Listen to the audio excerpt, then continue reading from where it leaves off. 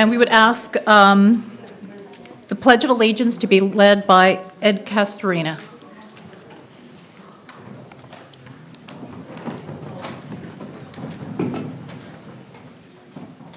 I pledge allegiance to the flag of the United States of America and to the republic for which it stands, one nation, under God, indivisible, with liberty and justice for all. Thank you. We will now have roll call.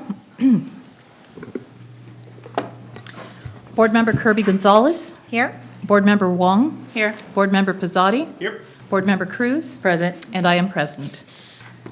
Thank you. So now we will go to the announcement of action taken in closed session. E1 Government Code Section 54957.6, Conference with Labor Negotiators, WTA, CSEA, Management, Information Received.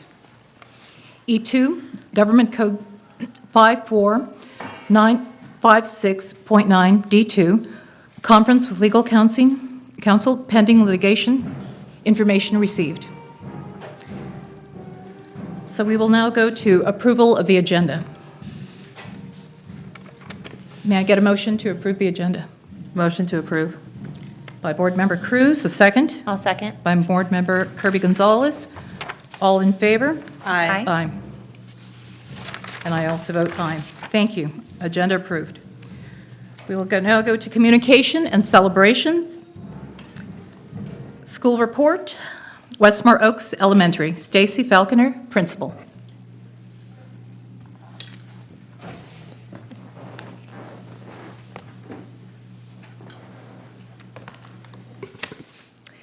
Good evening, President Alcala, Board of Trustees, Superintendent Luna, Cabinet, and all of our guests. My name is Stacy Falconer, and I am the proud principal of Westmore Oaks Elementary School. And it is my pleasure and honor tonight to present to you about the amazing things that are happening at our school. The last time I stood before you, I shared with you the dire needs of our school facilities, and I thank each of you for taking the time to study those concerns. But tonight, instead, we'd like to focus on all the amazing things that are happening at our school. And so let us begin. Really quickly, let me introduce my assistant principal, Eric Westberg, who's joining us tonight, and a smattering of our amazing staff in the crowd who are here to support us as well. So our first district LCAP goal, number 1, is to support our students in achieving, oh, hello, what did I hit? There we go.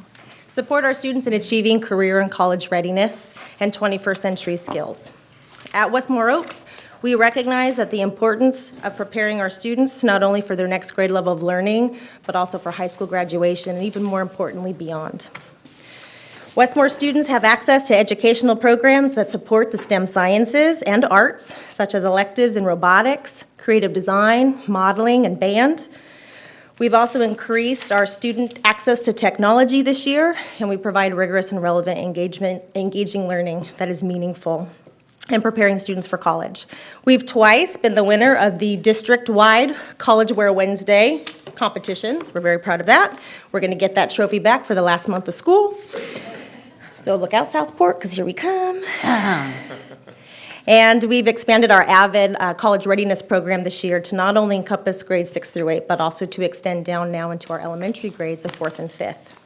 To showcase some of the technology skills that our students are learning this year, please enjoy this short claymation video that's been produced by 2 of our middle school students, Susan Saffo and Maximiliano Zavala.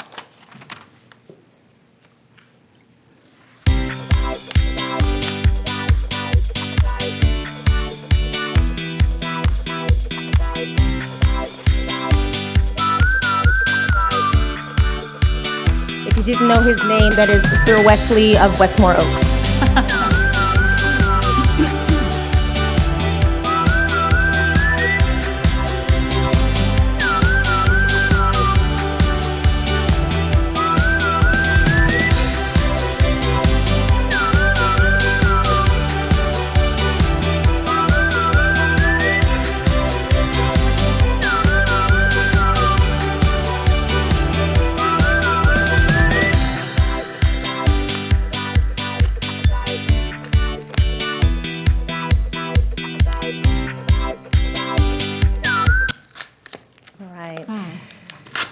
For one semester of an elective, that's very impressive skills.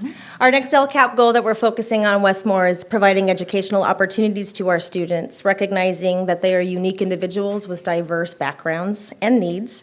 And this goal, too, is very special to Westmore Oaks because we service a campus that is 84% impoverished. And so many of our students don't necessarily have access to the cultural and experiential opportunities that many of us have had access to as students.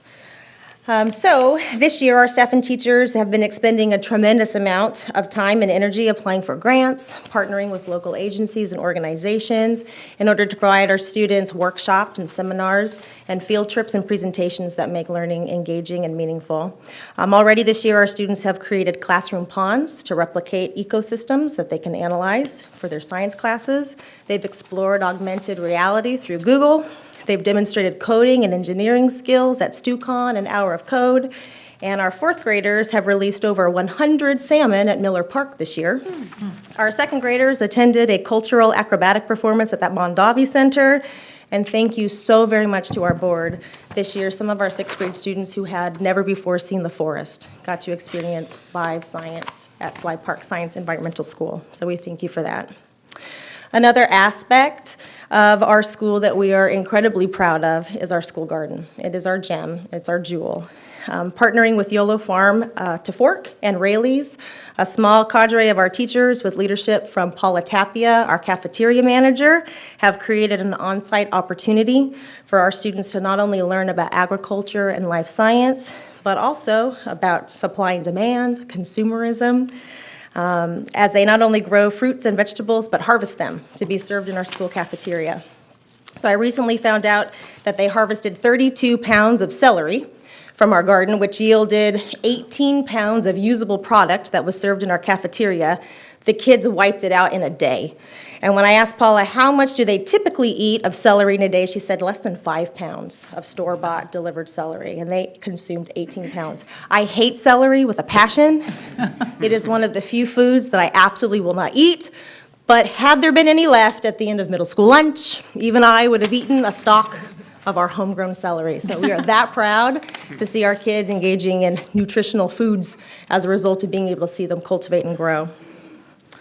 So these are the experiences that ignite passion in our students and encourage them to be lifelong learners and seek careers in fields that they don't even know exist until they get to see them modeled in real life. So we're very proud to offer those. Our third LCAP goal is high-quality teaching and learning. There's our fantastic staff in their college gear for College Wear Wednesday. And I have to tell you that this is the part that I'm most excited about because I get to glow about my staff. My staff are hungry for more professional development and training. They are a team of professionals who not only participate in professional learning that is offered in the course of their day, but they also seek professional learning opportunities on their own downtime, which as a teacher, you don't have a lot of. We had a team of teachers who over spring break last month spent their spring vacation becoming Google Level 1 Educator Certified. Our math department in the middle school, who are all entirely new to their positions this year in the math team at Westmore Oaks, spent 2 weekends of their own time attending the Asilomar Math Conference and the CPM Math Conferences to become better math teachers to our kids in need. Our elementary staff and staff as a general has been experimenting with social emotional learning strategies, dabbling in restorative practices and trauma-informed care, rigorous curriculum design, and all of this is just in a quest to meet the needs of our very unique population of students that they serve.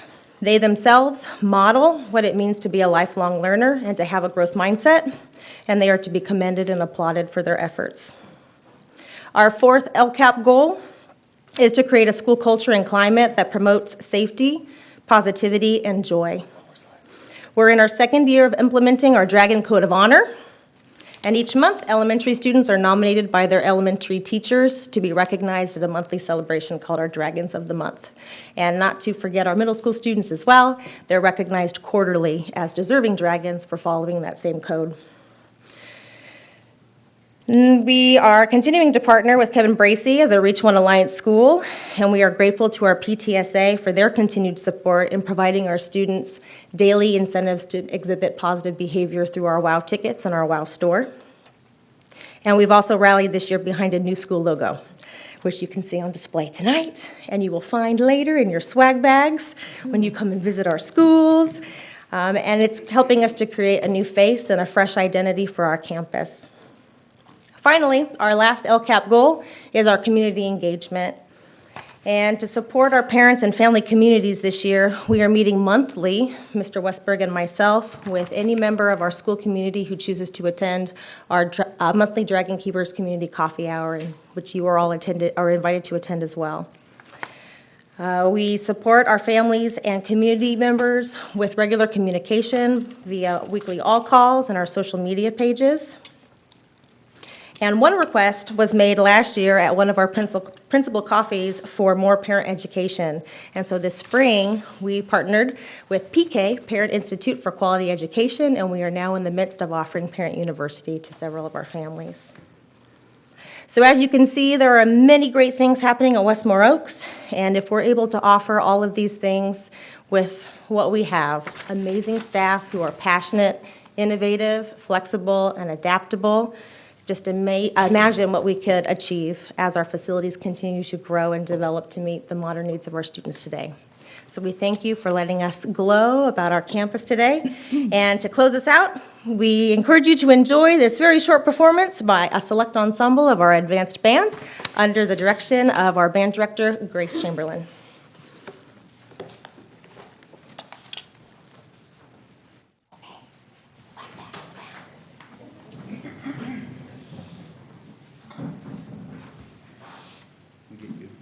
Oh, yeah. Who started that trend? Thank you. Thank you so much. Oh, wow. Thank you so much. Thank you so much. I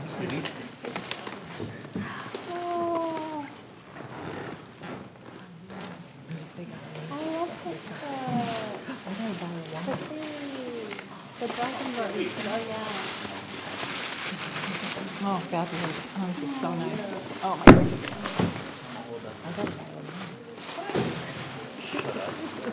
It's a nice logo. This is the school my granddaughter went to. Yes. That's what it looks like. Got the microphone there. Here.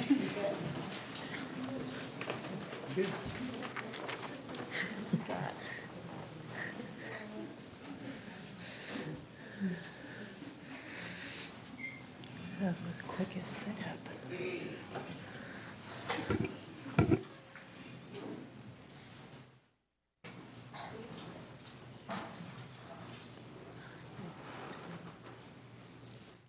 Good evening, I'm Mrs. Chamberlain, and I'm the band director at Westmore Oaks. This is part of our advanced band. We're usually a little bigger group, but these guys have taken time out of their evening to represent our awesome school. The piece we're playing today is called Around the World in 80 Measures, and it's super, super cool because it has little tunes from 16 different countries in it. So it starts in America with Stars and Stripes Forever and ends in America with Yankee Doodle. So it travels through Norway, Russia, India, Italy, Mexico, what's another one? Russia, Japan, Arabia, Korea, Finland, Israel, Japan, Germany, Scotland, England, Hungary, Arabia, Arabia. France. So it goes through 16 different countries, and it's a super fun little piece, and they love it, and I think it represents all the culture that we have at Westmore Oaks. So here's our advanced band.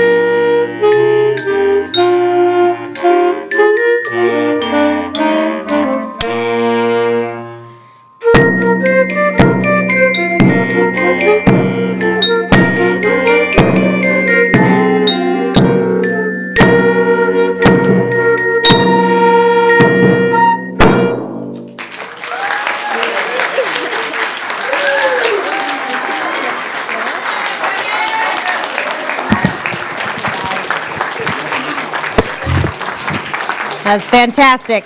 If you liked that and you love baseball, I encourage you to come see them perform again, the national anthem at the River Cats game on May 18th. Thank you, board.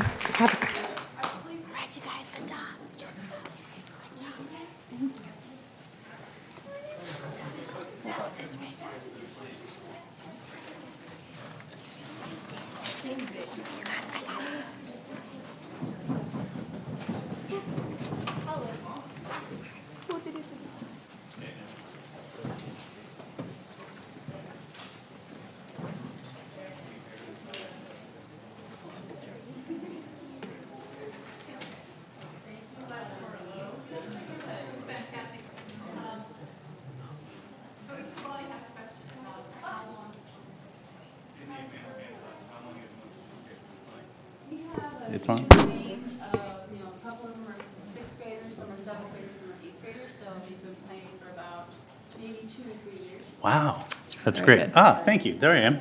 Hi.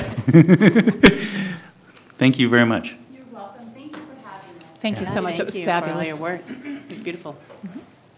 Okay, so now we are moving on to item K, Student Association Reports.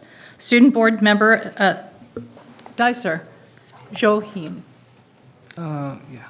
from Washington Middle College High School. Thank you. Good evening, everyone. I'm Daisy Tolentino, School Board Representative of Washington Middle College High School, and I am here to present the board report of April 12, 2018.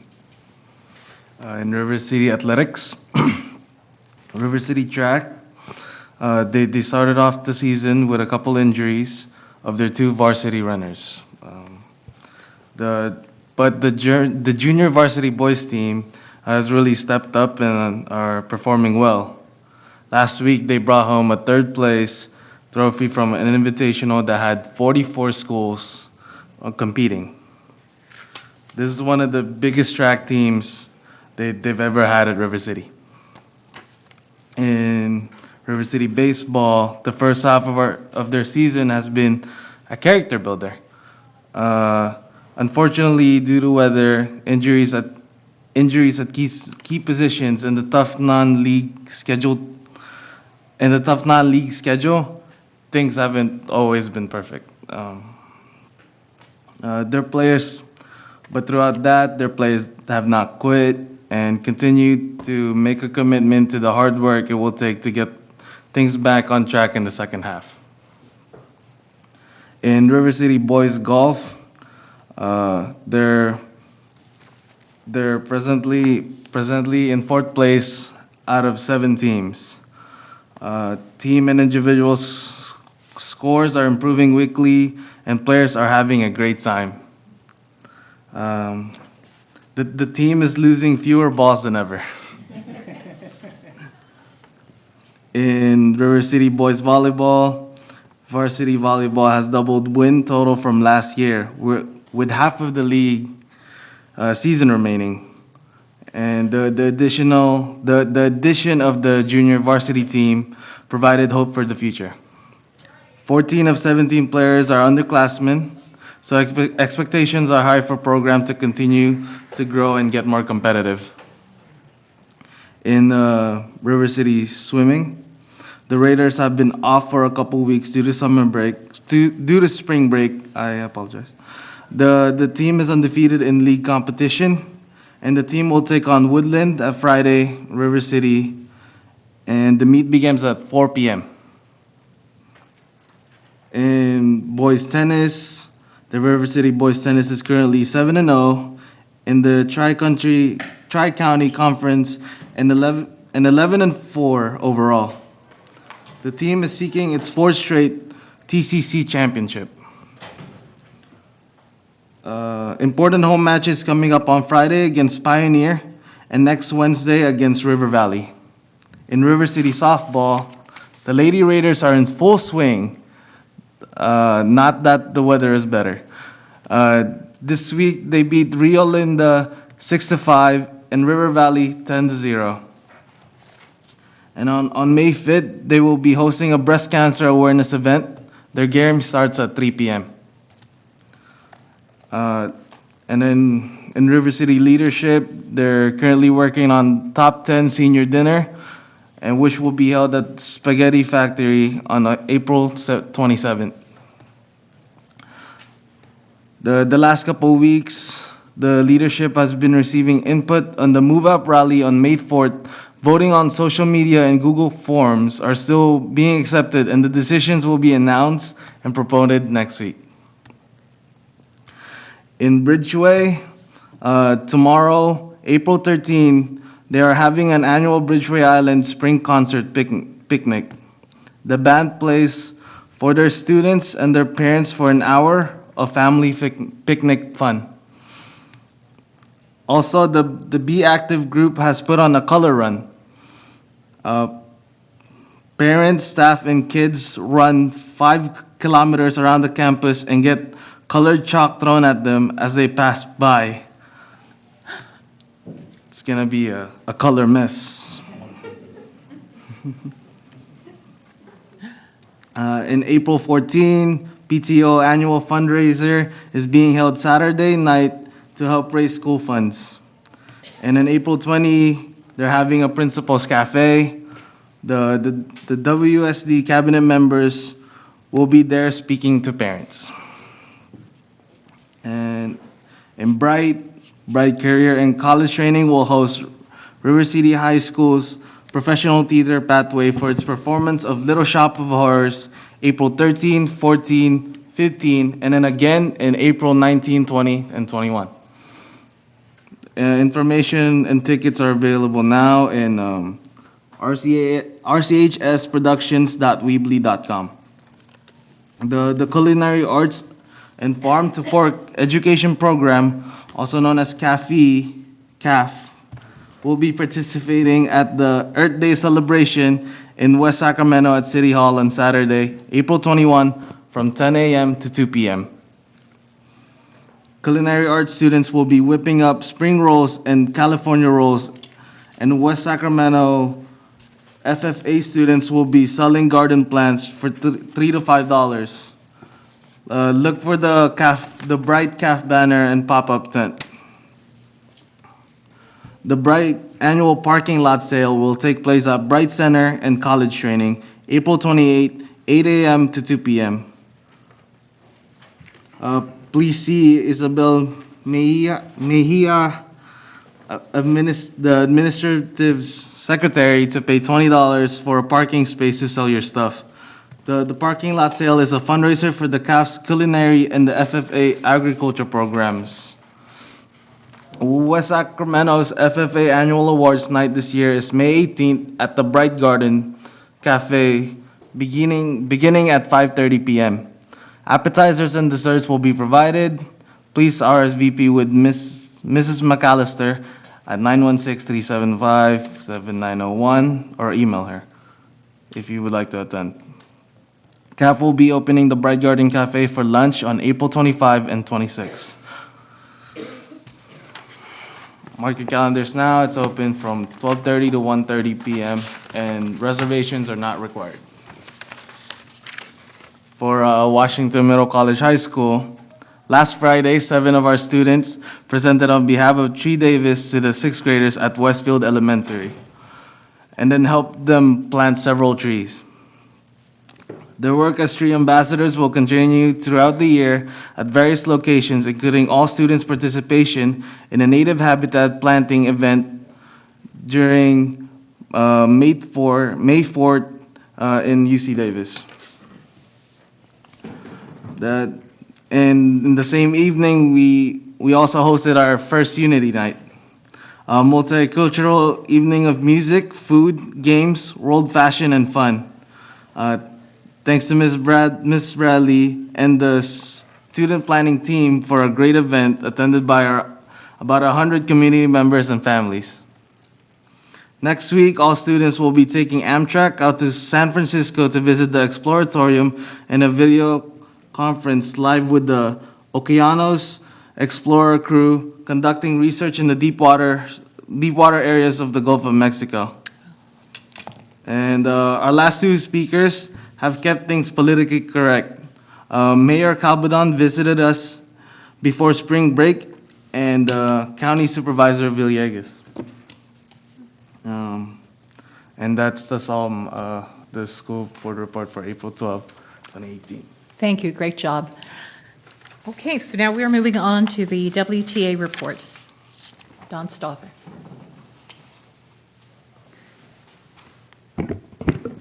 Good evening. I hope you all had a great spring break and welcome back. I know spring just arrived for me, and I just loaded up on antihistamines to try to get through it. So it's that time of year again when the district sends out notice requiring educators to inform the district of their intent to return. And once again, the notice is filled with phrases like, "you are required," "may be terminated," "fail to provide," "without good cause," "deemed to have declined employment." So I'm asking, is this a type of communication the district wishes to have with its employees, many of whom devoted their entire professional careers here? Yes, there's a comment at the very bottom of the form about thanking them for their service to students, but I doubt many of the people are actually going to get to that point. And I think the district can do better. We'd like to thank the district for recalculating FMLA, especially as it relates to maternity leave. The previous calculation prevented many of our members from moving down the salary schedule, and since many of them are also on the new end of the teaching profession, it also might have prevented them from fulfilling grant requirements, which would have taken care of some of their student loan expenses. And so I know we have some very happy new mothers in the district, and so I'd like to thank the district for doing that. Also like to ask the district to make sure they post new job openings or position vacancies as soon as possible. Many members want to take advantage of the internal transfers, and what we're seeing instead is administrators are filling their vacancies through involuntary transfers within their sites when there are people within those classifications who would love to take those positions instead. Coming up on April 20th is the National Day of Action to Prevent Gun Violence. It's the third in the events that were planned after the shooting in Florida. And I'd like to thank the district once again for providing direction to the sites to prepare and engage in events that are appropriate for the sites. And I'm sure we'll be having the students do something again at the high school, which is appropriate and safe. And so thanks again for that. And finally, we are having a fundraiser on next Tuesday, the 17th, at Chipotle from 5 to 9 p.m. And that money will go to support our scholarship fund. And all of you should have received emails on that by this point. And with that, I'd like to thank you and look forward to seeing you at the fundraiser. Thank you. Okay, so now we are moving to our CSCA report. Daniel Gandara, thank you.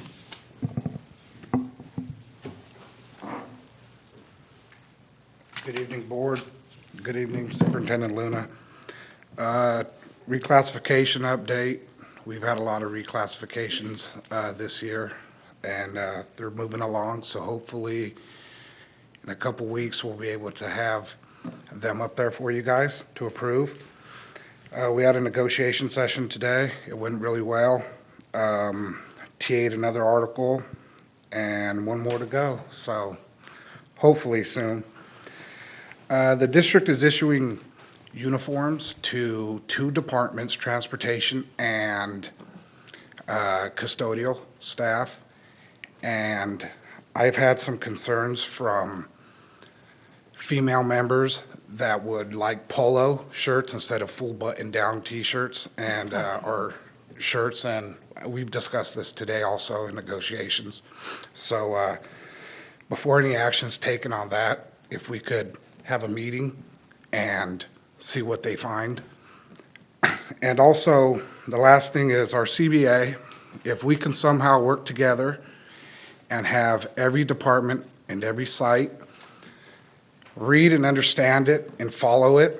Not every, school site or every department gets to choose their own rules and how they follow the CBA. So if we can somehow work together, maybe have a collaboration with sites, departments, and CSEA, so we can all go over and understand it. And that's all I have. You guys have a good evening. Thank you. Thank you. Okay, we are now at public comments. At this time, members of the public may address the board on topics that are under the jurisdiction of the board and are not on the agenda, although the board, by law, may not take action at this meeting. The board may limit the total time for public input on any topic to 20 minutes, unless it chooses to waive the item limit for a particular item. Individual speakers may be limited to 3 minutes to comment on any topic. Public comments consisting of individual charges, complaints, or derogatory remarks about any district employee are requested to be submitted in writing to the administration in accordance with the district's complaint procedure. We do recognize that for a lot of people, commenting before the board and the audience and the people watching at home on television is a nerve-wracking experience. So to try to make that as easy as possible, we do ask that there not be any applause or booing or catcalling or other demonstrations to maintain a civil discourse here in the chambers. The board respects the rights of members of the public to speak to us regarding matters on the agenda and other matters within the jurisdiction of the board. However, it is important for the members of the public to recognize that comments regarding students, other than the speaker's own children, made during a public board meeting may be legally actionable as a violation of student privacy. Both state and federal law prohibit the board and others from discussing confidential student information in open session. To this end, be advised that if you reference a student's name other than your own student, you will be put out of order and your comments may not be protected by the privileges that protect public speech. You could be found liable for such comments in legal proceedings. Furthermore, it is important for the public to understand that negative or derogatory comments made against district employees or others, even those made in a public board meeting, may be actionable civil defamation. As such, the board reminds the public that the district has existing board policy that allows the public to lodge a complaint against a district employee. This policy provides a comprehensive procedure for reviewing and responding to public complaints. This process provides more thorough opportunity to be heard than is allowed under the open meeting law that governs this meeting. And we have some public comments. Pat Flint.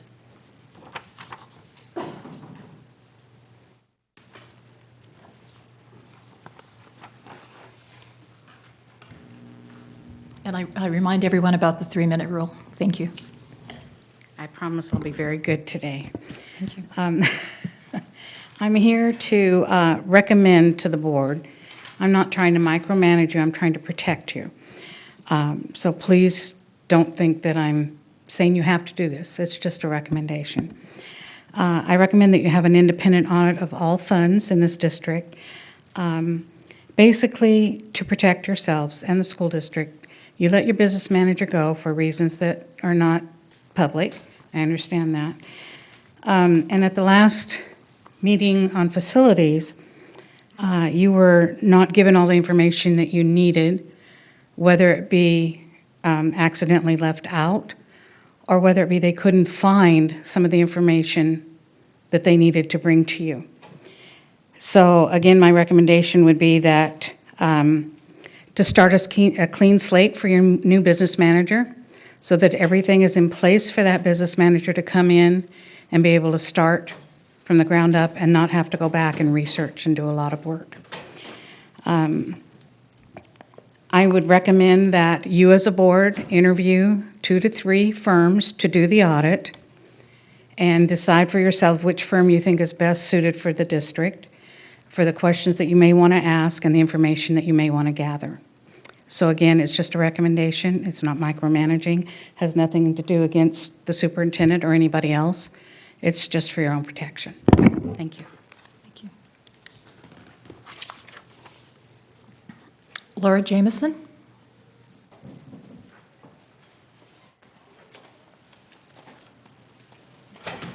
Good evening.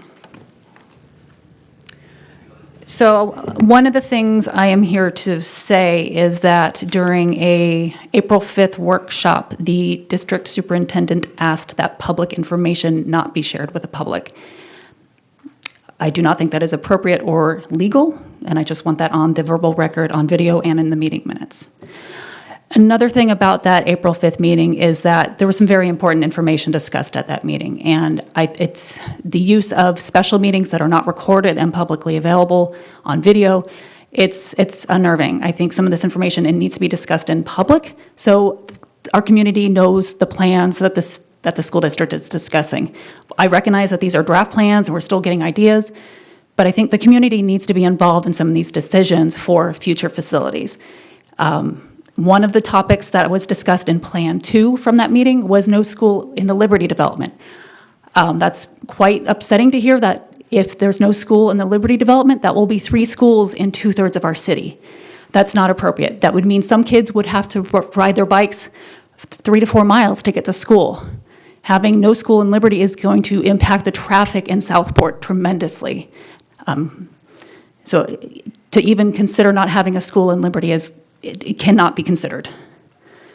One of the other things that became clear during the meeting is that when the Bond Oversight Committee shared the report for the fiscal year 16-17 bonds, is that there was a lot of tables in that report that I got the impression that the district had not, or that the board had not received. And it's my hopes, or actually it was my expectation as a community member, that those tables had always been available to the board. And so to me, that's a recommendation for the district and the board, is to receive that level of detail for construction projects, regardless of whether it's bond construction projects or other financial mechanism projects. Because to me, that's very important information for the community to know, for you to know of how much these projects really cost in the end. When we were told it was going to cost $20,000 for a marquee, and then it cost $77,000 for a marquee, we need to understand why. And then the last observation I have from that meeting is I got the impression that the district is in charge, not the board. I just want to remind the 5 of you up there, the 5 of you, you guys are the final decision makers. You represent your community. The district works for you. So that's just a reminder that you 5 of you need to listen to your community and what we have to say on these financial projects moving forward. And then the last thing is, I think there's a $75 million bond proposed. That's what's being talked about. I don't know how those projects can be paid for $75 million. I'm getting flashbacks to the high school construction debacle. So just keep that in mind. All right, thank you very much. Okay.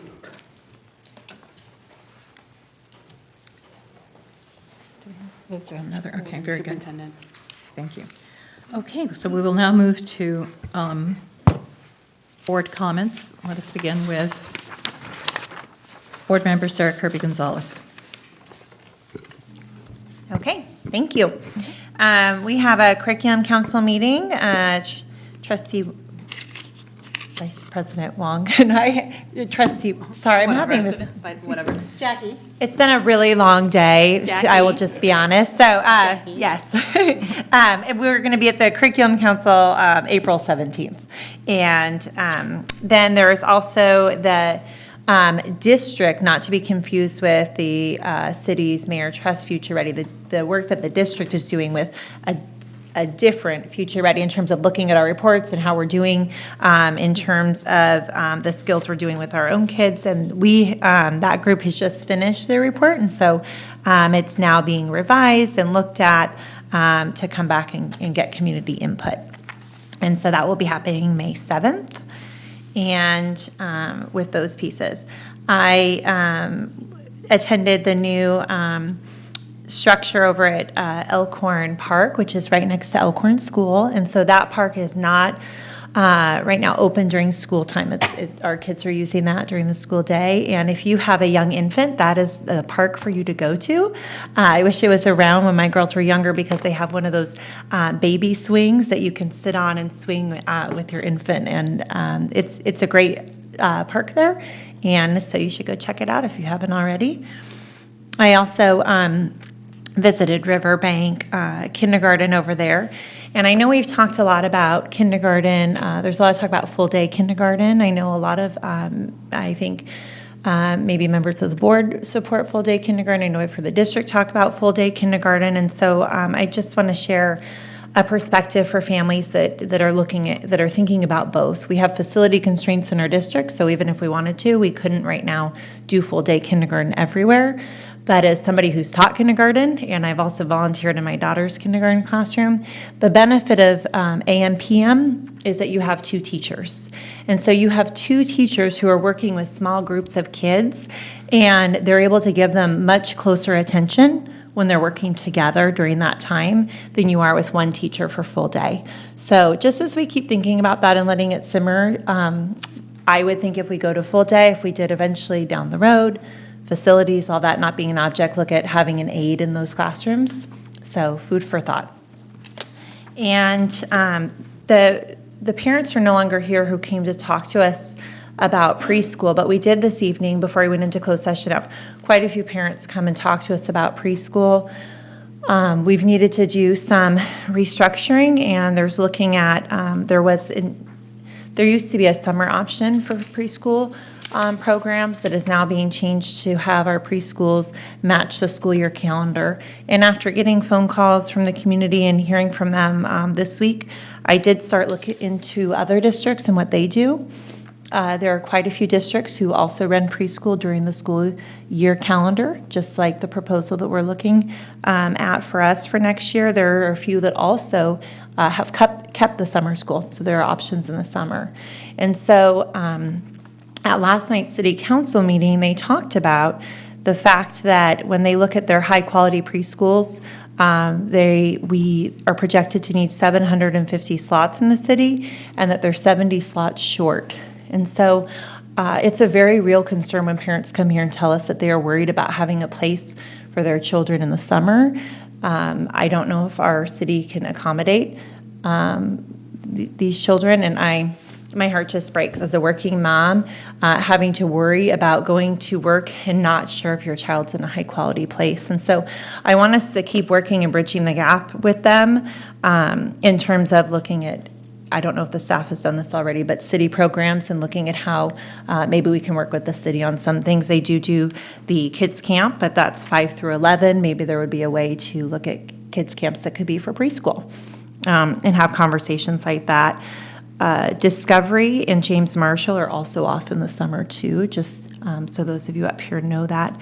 And I will give a shout out to the Yodel Children's Alliance. It doesn't work for working parents, as we heard from this evening, but Wednesdays and Fridays, they have a class from 10 to 11 over on Todd Hunter, and it's for 0 to 5-year-olds. And so I've taken my own children to that class before. It's a nice class, very welcoming families.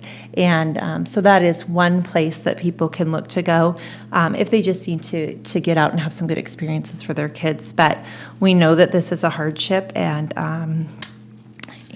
I hope that we can continue to reach out to all of our partners to look for places for these families to go with this notice.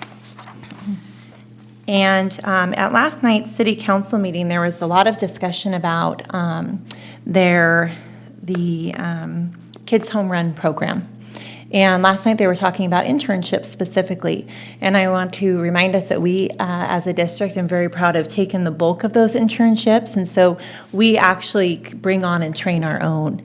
And they talked a lot about how they're going to reach out to businesses to have them see the need, the importance of training with high schoolers. Because, for example, the city's program right now takes, I think they had one of our high school students last year. But the majority of people that apply for their program are college students to do an internship, who they often hire.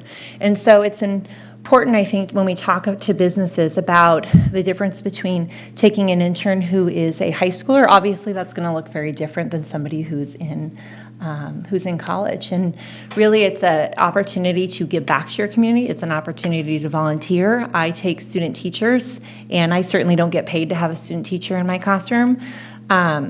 And they don't get paid either, but it's a really good way to give back. And I do it because I'm giving back to my profession, and it's worth all the extra time. So I hope that we can work with our businesses in West Sacramento to see the value also of really giving back to the community and to our kids for those internship programs.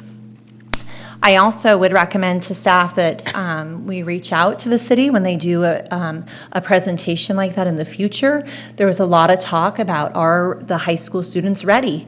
Are they ready for their college? Are they ready for careers? And there was a lot of, I think there could have been a lot of value added by having Washington Unified in that room, because we have incredible pathways and work that is happening. We have college, the Stay Focused, Get Focused classes. All of the work that is being done was missing from that conversation last night. And so I hope that in the future we have our district there, because we work, as we know, this is our work, right? Every single day, ensuring that our kids are ready when they leave us for strong and bright futures and to be good citizens. And so we need to be in that room sharing the work that we're doing when things are happening. And then I would like to share, because I think all of us saw after our last study session, we had a really good study session in terms of looking at facility needs, 2 special board meetings ago, and really seeing what is happening, the impact of when we have over 1,000 students on a campus. And it wasn't built for over 1,000 students. And we also saw the impact of having campuses who have had roofs fixed where the kids are underneath, but still have a whole lot of facility issues, a whole lot that aren't safe in other places. So, but I want to, the last study session, if all you saw were the slides that went out, I can understand why there would be I couldn't understand why there would be concern in the community. So I want to remind us that the bond, I'm very proud of the past bond that was passed, Measure V. Thank you for being on the Measure V committee. We have one of our committee members here, Bond Oversight Committee. And that bond has fixed roofs that were leaking. It has fixed HVAC. It has fixed mold. It has fixed gutters. We have science classrooms now that have been added. We had an expansion of students who had all been overflowed and were able to come back to their school. And it's worked on fencing and alarms, and it was never enough to do all the things that we knew we needed to do with facilities. But I really think it's important for the community to know that that money has been very helpful, and we have used it well, and there has been strong oversight. And we have talked about marquees up here sometimes. We don't all love marquees. But the truth is, the actual marquees conversation first came from parents who came to me, and the PTO wanted to buy the marquee. And the district talked to them about equity across sites and putting some at other schools. And you know what parents ask me still is, why doesn't my school yet have a marquee?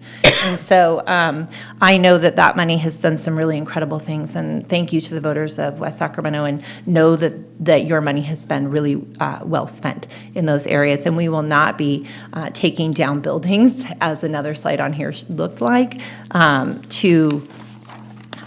that have already been upgraded with new roofs and new air conditionings to rebuild things. When there's words in here about demolish, I don't think that was a good use of words. It's really about rebuilding the areas that are not safe and not used effectively, and keeping the areas that are.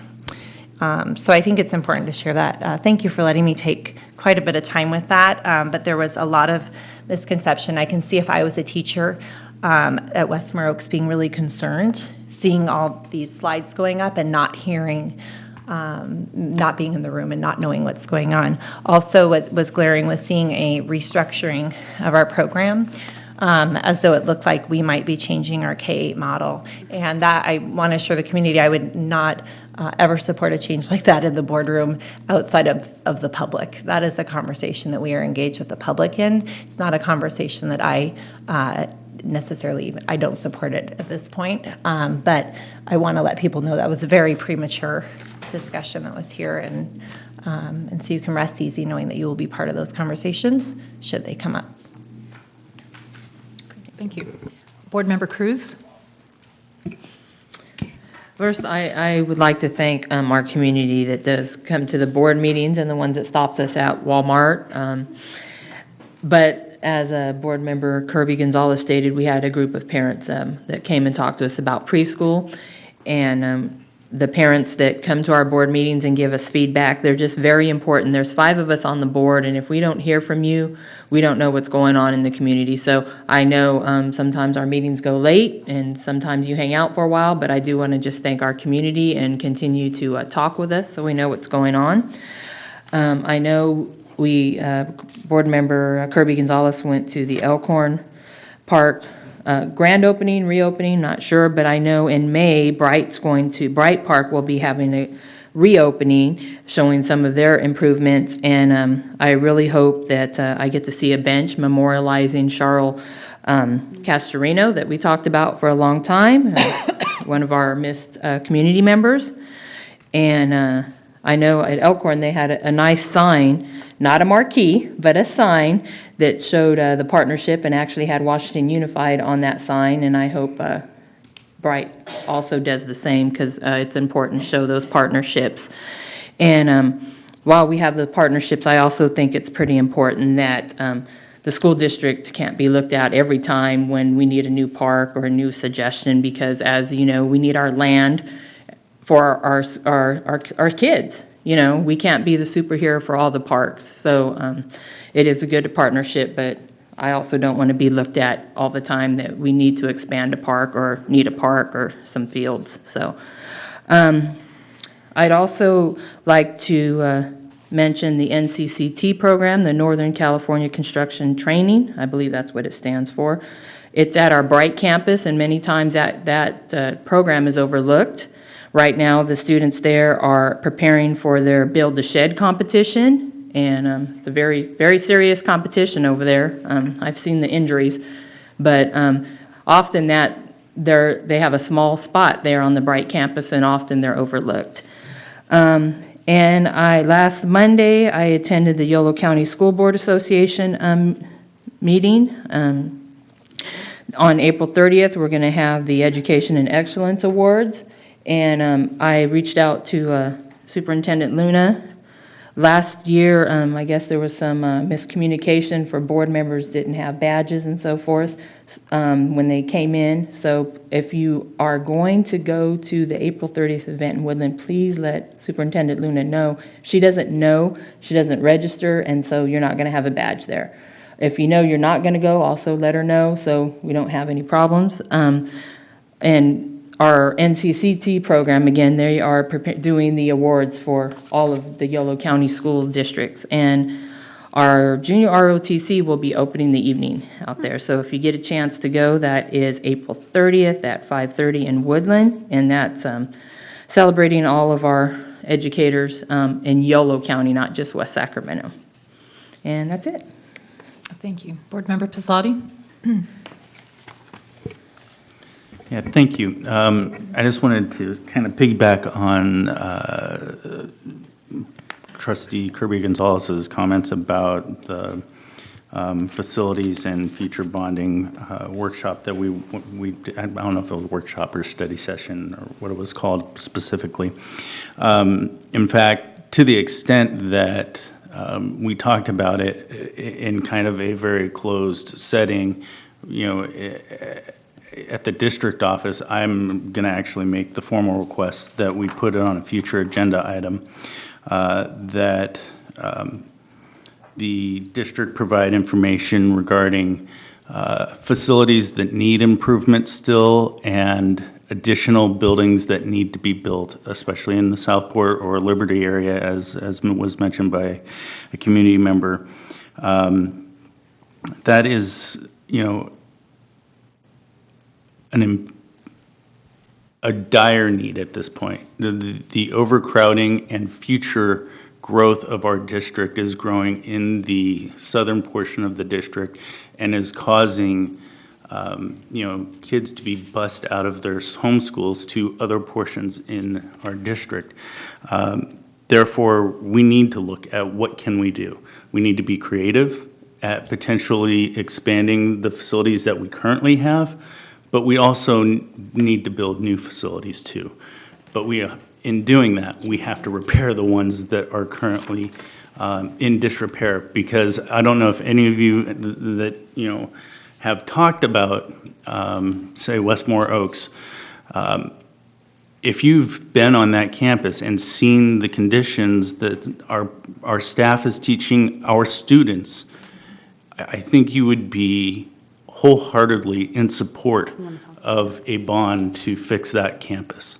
So this is more about, dignity for our children and making sure they have a safe environment to learn and get educated. But back to my formal request, I want the district to provide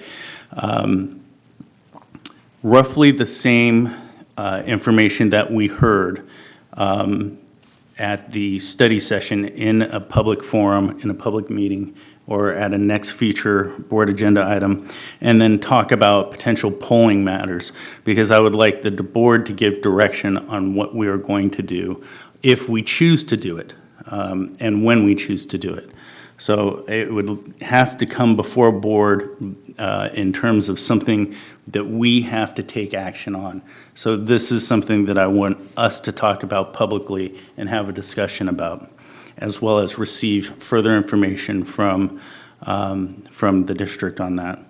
So I am going to be formally submitting a blue slip, which is here. Here you go. And then next week, there's a bill up in the Senate Education Committee. It's Assembly Bill 276 by Assemblymember Medina, and it requires charter schools to be compliant with the Brown Act, and if they're a for-profit, the Bagley-Keene Open Meeting Act, and as well as the Public Records Act.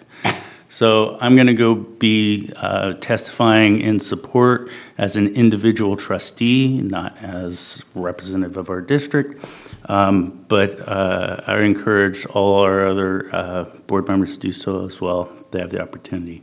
And with that, thank you. Thank you. Board Member Wong? Thank you. Thank you, Trustee Kirby Gonzalez, for everything you said. I too am concerned about the lack of high-quality preschool, and I think a lot of times people think childcare. What we heard today is actually they want high-quality preschool and equity for our entire community, right? Because we know that if they have a good start in earlier in their ages, they will do well in our K-12 system. So I would like to think that I would hope to think that we did engage parents and kind of talk to them about the transition plans afterwards, because it feels a little bit I'm really tired. So just it felt like they were blindsided a little bit. That's what it felt like. I'm not sure if that's true or not, but the comments made it seem as though they were blindsided. So if we could do anything that we can do to kind of help them, what I often call is a warm body handoff into transition programs, if there are any, would be helpful. And I don't know if others agree with that, but I think that would be helpful for our families who especially came here today for our programs. I also agree that we should actually have a much more public forum about the facilities conversations, because I do believe 2 meetings ago, Trustee Kirby Gonzalez and other people said, well, we actually had a plan for Measure B, and so could we go through that plan and see what we could kind of mark off and what we have left to do. I'm not sure, that's what I was expecting that second session, which actually was a little bit different from the slides that we saw with these other proposals. So I had recalled that conversation, the first board study session was, we had a plan with Measure V, how we're going to spend, what we needed to do in the district, and that we were going to come back and mark off what we had completed, what we needed to do, and reassess whether or not we needed to reevaluate that plan. Right, so let me know if I recalled that a little bit differently, but that's what I thought the request was. So I'm supportive of the idea of actually revisiting in a more public forum everything that we saw, because also 2 sessions ago, when Westmore Oaks and Bridgeway and other schools, it's very heartbreaking, kind of the needs of our students and our teachers, quite frankly, in terms of the conditions that they're teaching in right now. The conditions in which our students are learning right now in some of our North schools, and Westmore Oaks specifically, is again really heartbreaking. So outside of that, I don't have a whole lot of updates, other than I've been traveling a lot, and was able to go to the Yolo County Children's Alliance fundraiser, which is always really fun because they all do a lot of really great things. And I know that we're going to be presenting a resolution for the Child Abuse Prevention Center, and they are one of our CAPC sites in Yolo County. And so that's about it. Thank you. And I concur with what all our board members have said. We want to thank the public for coming forward, for meeting with us, whether it's at a grocery store or for coffee, coming forth also here in this public arena. We thank you. It's the only way we can get, our community input and make decisions, good policy for our children. And I think we've all seen that, many of our schools are in dire repair. We want our children to be safe, as Board Member Wong has mentioned. Many of the schools are in very bad condition.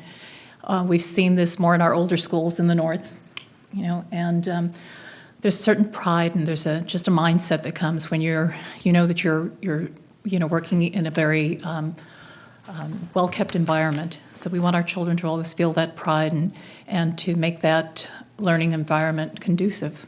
So I'm going to just mention two things. I went out to Sac State. I was invited there by a professor to speak on women in government, and it was a great class. Very excited young women, many in the Sacramento region, and it was great because we had 3 students from River City in that class, and they were very excited.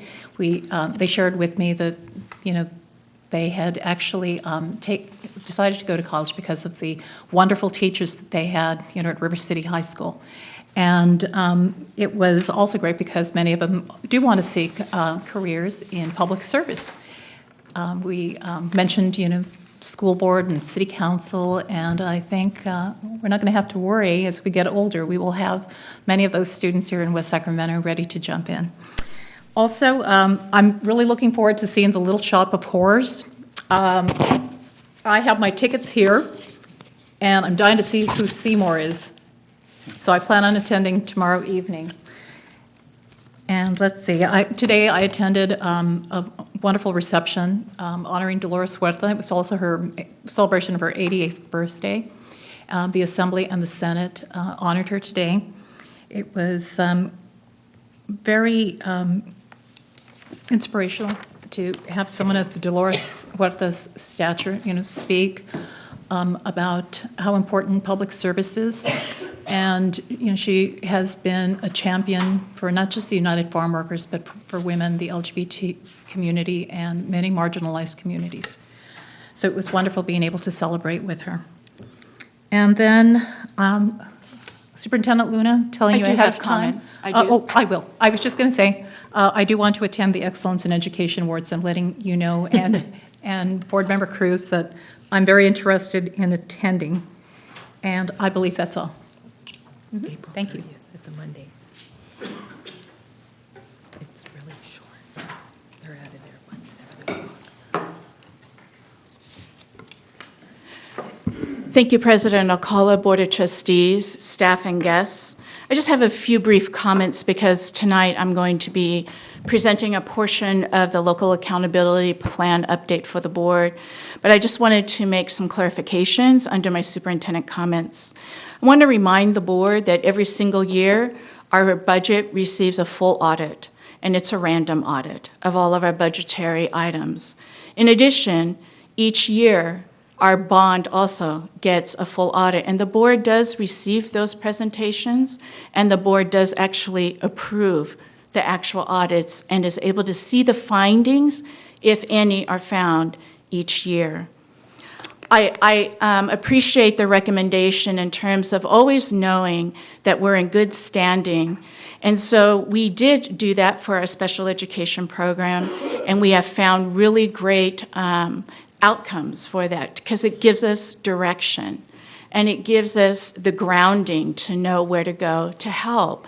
And so if the board would like to consider that, there's one entity, of course, for school education, and that's FCMAT, the Fiscal Crisis Management Assistant Team, in which they have 15 components that they mark through a school district, whether it's a county office or a school board, to see the health of not just today, but the future of the school district's budget. I also wanted to remind the board and the public that a study session is different than a board meeting. Now, some school districts do study sessions on their regularly scheduled board meeting, but that's with the caveat that business is going to be taken care of at one board meeting of the month, and the second board meeting of the month would be a commitment to a study session. And that means that we really have to be well prepared ahead of time. And until we get to that stage, we have to have special board meetings. A study session is different in that it is staff presenting information to the board and to the public. Just for clarification, the public information for all of our board meetings and study sessions are online. We agendize all of our meetings, whether they're special or whether they're regularly scheduled. If you recall, Board of Education, you did receive the full PowerPoint regarding the Measure V bonds and the expenditures that are scheduled or have already been completed for every single school site, including the district office. That was sent to you in my superintendent update in the month of March. The Citizens Bonds Oversight Committee saw the same PowerPoint in the month of February as it was dated for February 2018. So the public does have access to all of our materials, and we would never want to hide or anything like that, because we are the stewards of our public. We are the stewards of our community who have generously given to invest into our schools and into our children. So I just wanted to make sure that that was clarified and that we stand ready to help the board and the public to receive any information needed. It is noted, thank you very much for the future agenda item, and we will make sure that we clarify that even more.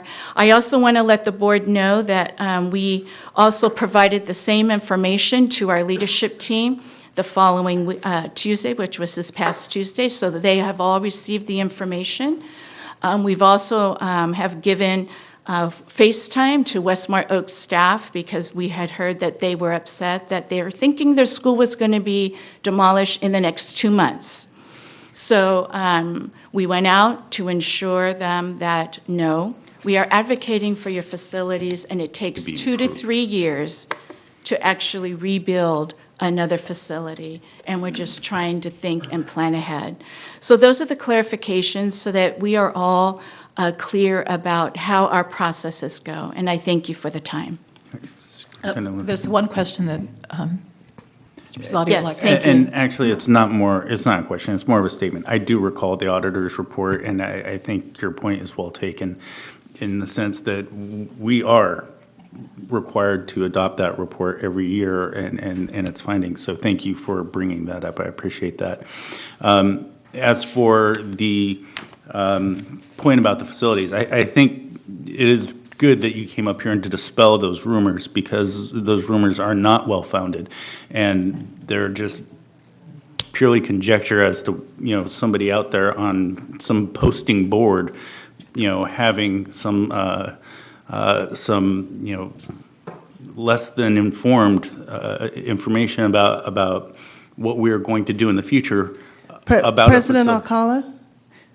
Yes. I'm sorry to interrupt Trustee Pizzotti, but this is not all on the agenda, and board comments have been completed. Thank you, counsel. Okay. Thank you Then can I ask a question of her to elaborate? No? Okay. Never mind. Thank you. I thank you. Okay, we will now move to our consent agenda. Need a motion to approve. Motion to approve? Thank you. A second? Second. All in favor? Aye. Aye. Okay, unanimously approved. Thank you. Okay, we now move to item O, which is the public hearing, and there is no public hearing. Move to P, information and discussion items. P1, Local Control Accountability Plan, the LCAP update and timeline. Amber Lee and Gwen Dellinger, Educational Services.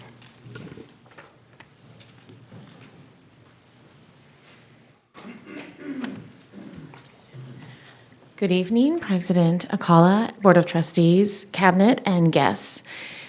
It is my pleasure to introduce Gwen Dellinger, our director of our PACE program, who has been working tirelessly in preparing our LCAP annual update and preparing for the board this presentation. Thank you, Amber. Good evening, trustees, guests, cabinet. It's nice to be here before you. I came today to give you a little update on where we are. It is the beginning of April, so it's definitely annual update time. This year's a little better because our plan is stagnant. So we basically wrote the plan last year for the upcoming year. So I'm going to talk a little bit about where we are in our progress towards 17, 18, and looking forward. Is there a clicker? So I just want to remind the board of the 5 LCAP goals, which have not changed since 2013. We have adjusted a little bit of language. Our goal 1 is college and career readiness. It used to be called 21st century skills, college and career readiness. Several of our stakeholders, community members said, we're 18 years into the 21st century, and our superintendent made that acknowledgement as well. So we have taken out 21st century, and it is simply college and career readiness now. Educational opportunities, those are the different pathways that our students are provided with so that they can take paths towards college and or career. And then our high quality teaching and learning goal is really around professional development, keeping and retaining and sustaining excellent teachers, and the whole learning environment. And then positive school climate, I don't think I need to describe that. And community engagement. This one also went through somewhat of a transition because initially this goal was called parent engagement. And we realized it's not just parents, it's a community. So there's been some slight tweaks to the goals, but basically they've remained the same, the academic pieces, climate, and engagement. And if you think back to our strategic plan work and you look at our objectives, you'll notice that they're very strongly aligned with the LCAP goals. I'm not going to read them all to you, but if you see unique interests and talents to explore opportunities, we're definitely looking at it. That speaks to me to goal 2, educational opportunities. Each student will apply their knowledge and experience, that's college and career, and these intersect in so many ways. It's hard to sort of extract them as exactly the same as one goal, but the spirit is the same. Each student will find joy through their educational experience. It talks about climate and becoming independent and lifelong learners.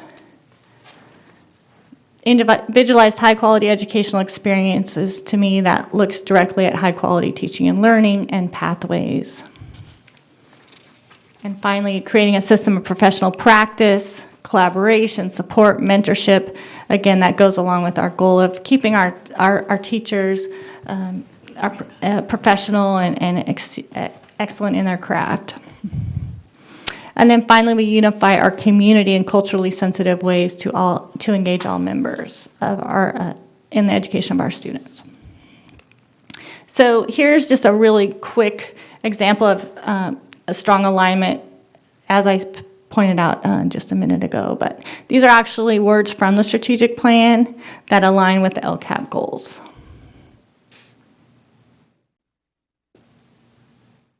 And again, you've seen that culture of innovation, professional practice, responsive to student needs.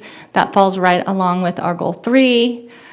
Positive school climate, I love that word, joy and pride and partnerships, innovation, that goes along with the school climate, and then community engagement. So it's often discussed about, we have these school plans, you see them every year, single plans for student achievement, and there's a plan for this and a plan for that. The goal really across the state, the federal, and at local districts is to make those plans align so they don't have a plan on this shelf and another plan on that shelf. And we've really worked hard with our site administrators and their school site councils to start incorporating that every school site plan goal is aligned with an LCAP goal. So this is just a screenshot of the actual template we use for single plan for student achievement. It's called School City. And in that template, with every goal, there is an LCAP priority, and you'll see that old 21st century skills, college and career readiness. So next year that will just say college and career readiness for math. And then so for every goal in a site single plan, there's an alignment with LCAP. We spent a lot of time this this year and before this year, really building capacity of our local control accountability plan parent action committee, LCAP PAC, and that we've become a consistent team, and our parents on that committee have become, they've really built capacity among themselves. So when we first started this process, parents would come and they would say, I want my child to be college and career ready. I want him to be safe at school. I want him to have fun. I want them to be in nice facilities. Well, as our parents have evolved, now they know strategies. I want my child to be seen in an individual group. I want after-school intervention. So they're really starting to put in some clear actions in our LCAP plan. We do provide all materials translated, and we've met 4 times this year, and we have 2 more meetings coming up. And I know the board is always invited to those, so we'd love to see you there. We also have new this year, the district site leadership team, and that's really a way for us directors and site administrators and parents and the community to really talk with the people that are doing the work. So we felt like that was a gap that we've just started filling, and it's been nice that we've had WTA and CSEA contributing to that group. LCAP is always on the agenda in our leadership meetings, and our leaders have lots of ideas about LCAP and what should be happening, and they're really proud of the work that's been done in LCAP, especially supporting the socio-emotional needs of students, and that a lot of our funds are going to people, staff, grown-ups helping our kids. Finally, we have the District English Language Advisory Committee, which is our DLAC, another group that's really grown in capacity, and they do provide input on our English learner programs, parent involvement, and school climate. Those are mainly what they focus on right now. They also ask for a lot of training. And then, of course, our school site councils develop LCAP-aligned school site plans. We will be doing another parent survey. We're going to unveil the parent survey at the next LCAP Parent Advisory Committee meeting. At that time, I will have a captive audience, and I will give them Chromebooks, and that way they can actually do the survey because we haven't had the response that we would like to see. So once they do it, and then they can ask their friends and neighbors to take the survey as well, we're hoping for a better response. I'll be working with Yorgos, just a heads up, Yorgos, on that. And what we do is request input on the 5 goals and where they think we are and what we could do better. So as I kind of said at the beginning, this LCAP season is a little bit different because it's a 3-year stagnant plan, whereas it used to be every year we're rolling a year ahead. So we're actually able to make a 3-year goal and backwards plan to meet that goal. So we really have incremental benchmarks to meet the 2020 metric. And basically, we're kind of staying the course now. We're not going to abandon ship. We're doing the things that need to be done, multi-tiered systems of support with rigorous curriculum design, the EPAC committee, educational pathways, continuing with professional learning. And those things are just gaining traction. So the focus on MTSS supports our goals, positive school climate, cultural sensitivity, social emotional support, and then that engagement of the community. So we want to not only continue MTSS, but ramp it up. Continue with RCD and expand it to high school. We do have a new instructional materials adoption for social science coming next year. That will be outlined in the LCAP. And science, 6 through 12 is designing science units for next generation science. They've been working on those for some time. And really looking at how we can use pre and post unit assessments as student evidence for learning so we can master and refine our units and our interventions. This one was really exciting for me this year when all of you and Cabinet agreed to pay for families to be background checked, and that didn't come out of their pocket, and it didn't cost them a lot of paperwork and time to get reimbursed. And we're going to continue that. I think it'll grow as people really learn how the process works. And we are refining current resources for English learners. And this is Amber. This is Amber's acronym. you want to read it? Reads, reading that empowers all students through differentiation and strategy use. So that's another tier 2 RCD and intervention. Of course, we're continuing to expand restorative practice strategies. We've just applied for a grant, MTSS grant, that may help us with this, so we'll find out about that with Yolo County.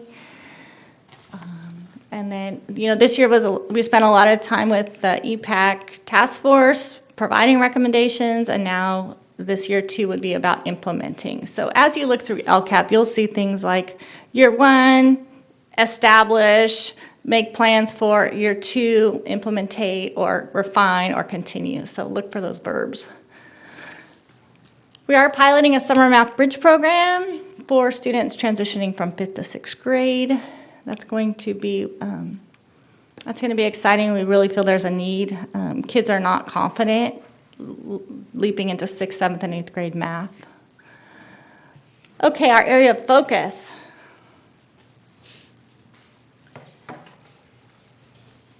So trustees, I bet you could probably say all 5 LCAP goals by heart, because every single board meeting, our schools have been completely aligning all of their activities, all of their learnings, all of their programs specifically to the LCAP and how they're implementing the LCAP at the site level.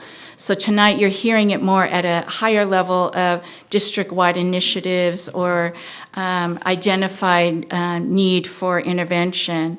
So the next part that I'm going to briefly discuss, you've already heard about, but it's important for all of us to really pay attention to. This is the new component that has been added to our LCAP, Washington Unifieds, and it's about the differentiated assistance.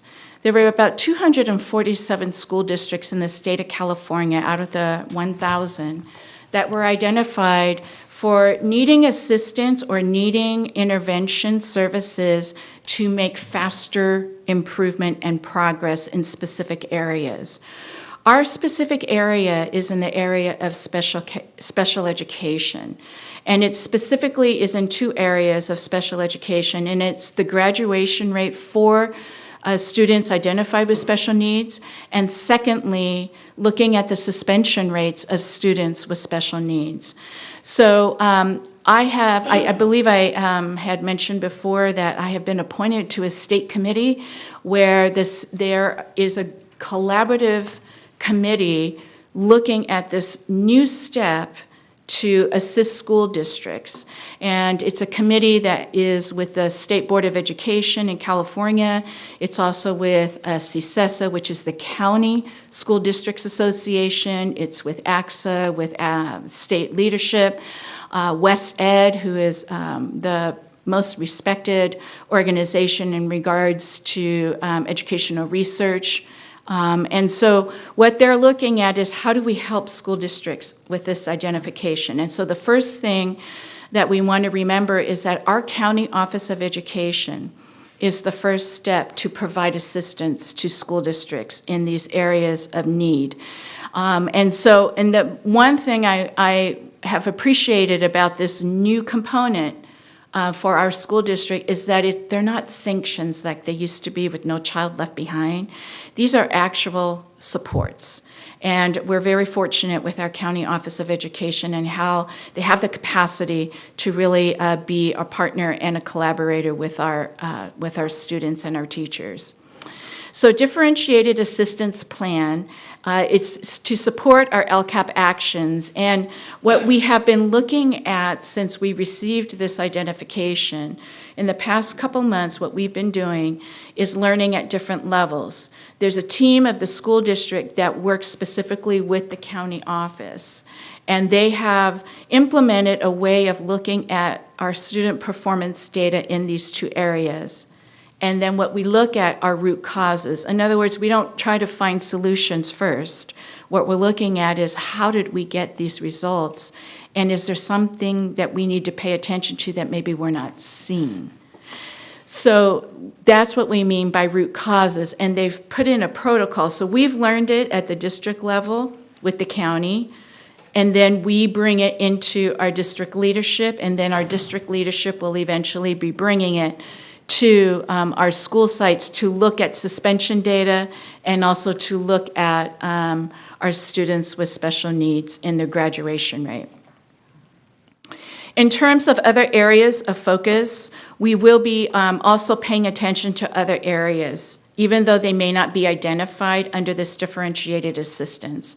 We are always going to pay attention to our English language arts progress and our mathematics progress, which is why the board has invested in new curriculum for our language arts, new curriculum for our math, and in the next few meetings, we will be bringing forward new curriculum for social studies. Secondly, our suspension rates overall. The board has asked wonderful questions, really detailed, deeply rooted questions about the suspension rates of all of our students. We need to pay attention not to numbers, but we need to pay attention to student subgroups and why students are being suspended. Then that way we can look at more root causes. The thing that we're doing in differentiated assistance, again, is working with our county office. And so specifically to take away on this is, one, how can more of our students with special needs receive a high school diploma instead of a certificate? The goal of every student is to receive that high school diploma. But sometimes either policies or practices of the past, we need to relook at those to see if we're preventing actually our students from receiving high school diplomas when they're identified with special needs. So we're really looking at what our policies are and what our practices are. So lastly, we're in addition to looking at the diploma track for our students with special needs, we're looking at other areas such as our least restrictive environment for our special education students. The board has heard 3 updates now on how we're changing our special education programs, changing how we're identifying our students, and instead using multiple levels of supports to intervene before going to the extreme of identifying with special needs. I think this is my last one. No, this is Gwen, so I'll give it back to Gwen. Thank you. So another challenge that you saw was some of our academic data and the suspension rate. And some of the things that we're going to be ramping up in our LCAP, the actions are there, but really putting more of a focus is continued professional learning on equity and bias, working with student services on alternatives to repeated suspensions, and of course continuing professional learning on California state standards with our new curriculums, and continuing the work Amber has been really spearheading over universal design for learning and rigorous curriculum design. Our teachers have been working very hard on that.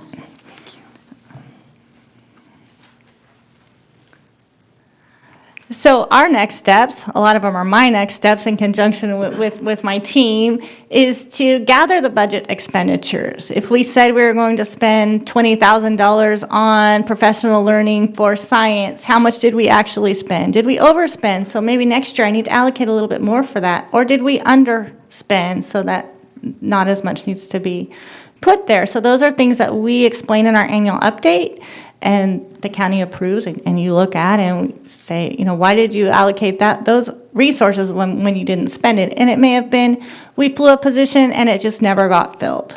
So things like that are explained in the annual update. And then we develop a final budget. We collect our parent survey information, and you can see it all kind of comes down to providing a draft for public comment, handing you a first read and saying, what do you think? And then asking for your approval on, do I have the timeline? On June 28th. So that morning, I get to send it right off to Yolo County and ask for their approval. That's it. Thank you so much. Do you have questions? I was going to ask if there are any board comments. Jackie Wong, and then Sarah Kirby? Okay. Hi, thank you for this presentation.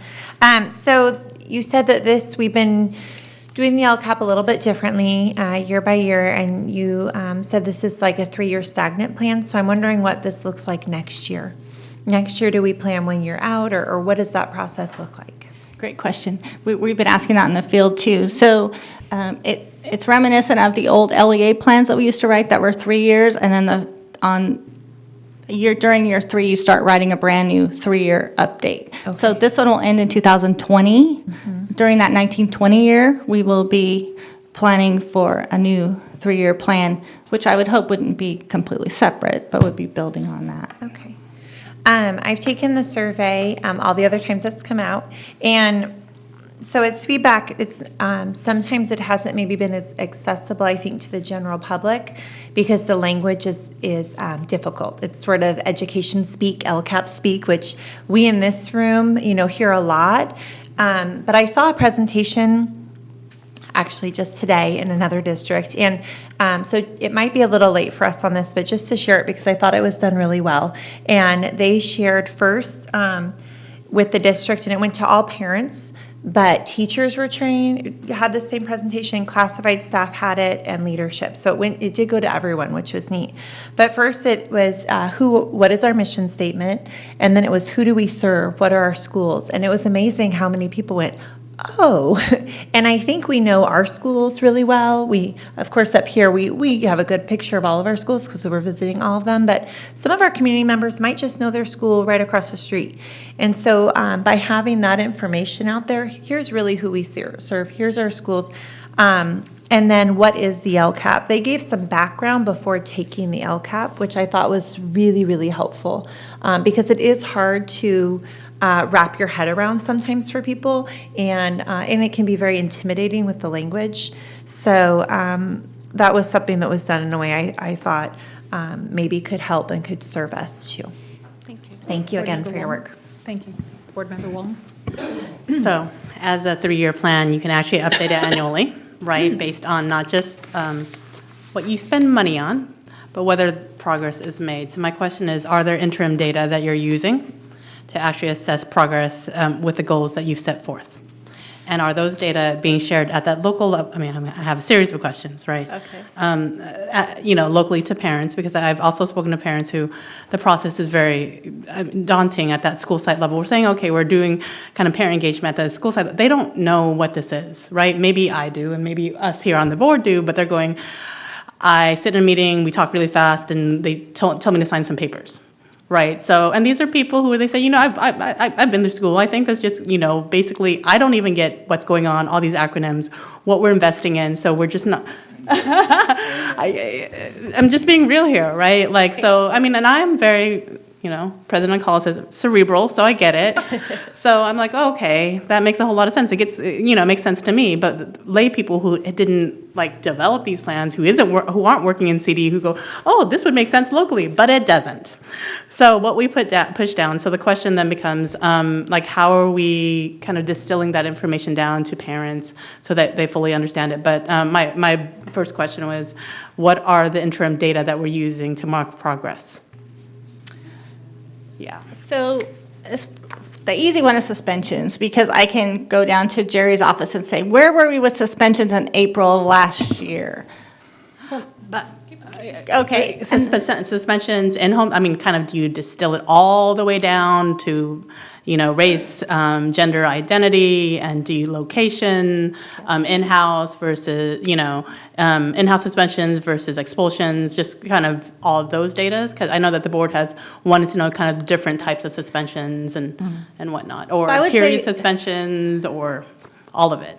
So I would say this year, because that's a focus, right? It's focus for differentiated assistance. It's pretty easy data to mine. We have areas we can say who was suspended. So I would say in years past, not as good as we are this year, and in next year will be better. But I will say that's one area where we're really looking at student groups. We're looking at, are these suspensions happening in the classroom? Are they happening in the cafeteria? Are they happening after school? Again, how many were in school and out of school? And that's been a huge discussion. What actually consists of an out-of-school suspension versus an in-school suspension? So I would say in that area, It's probably one of our strongest areas of looking at interim benchmarks. Academic data has been a little bit harder because as we're designing these units and implementing a new curriculum, we're aligning assessments. So ideally, we'll have assessments that we can look at every trimester to know where we are towards getting close to a summative assessment. And positive school climate, you have CHKS data, which we made some progress, but it's not great, right? These surveys with the kids. So wondering what kind of, I know that you've probably talked in the past about kind of things that you're doing to evaluate positive school climate. Before we go there, I'm curious to know, off the top of your head, do you know what subgroups we're focused on in terms of suspensions and expulsions, and who's being, since it's a target, so what student populations are being over-suspended? So our overall suspension rate is orange, right? So we can't be 2 years, two levels below is lower than red. Our red groups are our Native American Indians, our African Americans, and our special ed groups. It's glaring, it's there, that's what it is. I just wanted to be transparent about it. Yeah. So Gwen has created this awesome spreadsheet that lists every single LCAP goal and action item, and who is the person that is the overseer, who's the person responsible for this goal. So for example, for suspensions, while we all own that goal, Jerry Smith is the director who is the one responsible for that. And in the spreadsheet, we gather data, both anecdotal data and both quantitative data. So also for academic data, we now this first year have implemented district benchmarks. So that's one piece of data in addition to our writing benchmarks. So that's another piece of data. Working with our READS team, our guided reading team with our reading intervention specialists, for the first time they have really aligned all of their data. They're taking pre and post data and interim data. So for the first time, we really have a good, I wouldn't say great, but a good set of district-wide data that we're gathering. Once a month, Andy and Mike Reed and myself, we meet with representatives from our Teachers Association. And yesterday, the subject of suspensions came up because it is definitely our area of focus. And so we are in the process of collaboratively working together to form a committee, a task force that's going to be piloting restorative practices and providing education to all of our teachers and to our administration, and looking at alternative ways, really targeting those subgroups so that we can change the path. Any other questions? Yeah, I'd like to make a statement that I would like to encourage Assistant Superintendent Lee to stop creating more acronyms, as I am just now catching up what multi-tier support systems mean. So I finally heard it enough that I finally know what that means. There's so many of them that I'm losing my mind. So Team RJ, Restorative Justice, won't... Oh my God. Okay, we're not going to let her talk right now. No, I'm kidding. I just wanted to thank Trustee Wong for your questions, and wanted to just highlight again the Parent Advisory Committee, which is the legal committee for the LCAP process. And Gwen has done really incredible work on our LCAP. She's made it meaningful. And in going to these parent advisory committees, the parents are actually taking each LCAP goal and going strategy by strategy, commitment by commitment, and making sure that we actually did do what we said we were going to do. So if there's any parent group that is really well-versed on the LCAP, it's going to be our parent advisor, which is pretty amazing. And they're extremely well-attended. They're very faithful and very committed to that. So we're getting better at that. But yes, I've actually told our cabinet, please no more acronyms. That was before this meeting, by the way. Okay, I told Amberly that, so. Superintendent Luna, let me ask you, do we have representatives, parent representatives from each school? Every school. Okay. So every school's table is filled with one or more parents, and we wanted them to have like the parent president of the school site council, but it hasn't worked out that way because usually that's the parent who does everything, right? So we've been able to get a parent from each school site. The principal or assistant principal also attends with the parents. We have classified staff that attend and certificated staff, and we have administration. We have our translators that are there because we do have Russian and Spanish translation going on during the presentations and during questions. And they also have worked in small groups, done the charting of what their thoughts are. They celebrate the things that the board has decided on their behalf, such as allowing the live scans to be a part of the LPAC to provide equity to them. It's things like that that they really celebrate and embrace. So, yes, very much so. Comments, questions? All right. Thank you so much. So we are now moving to our action items. We have a public comment. Q1. Q1, Pat Flint.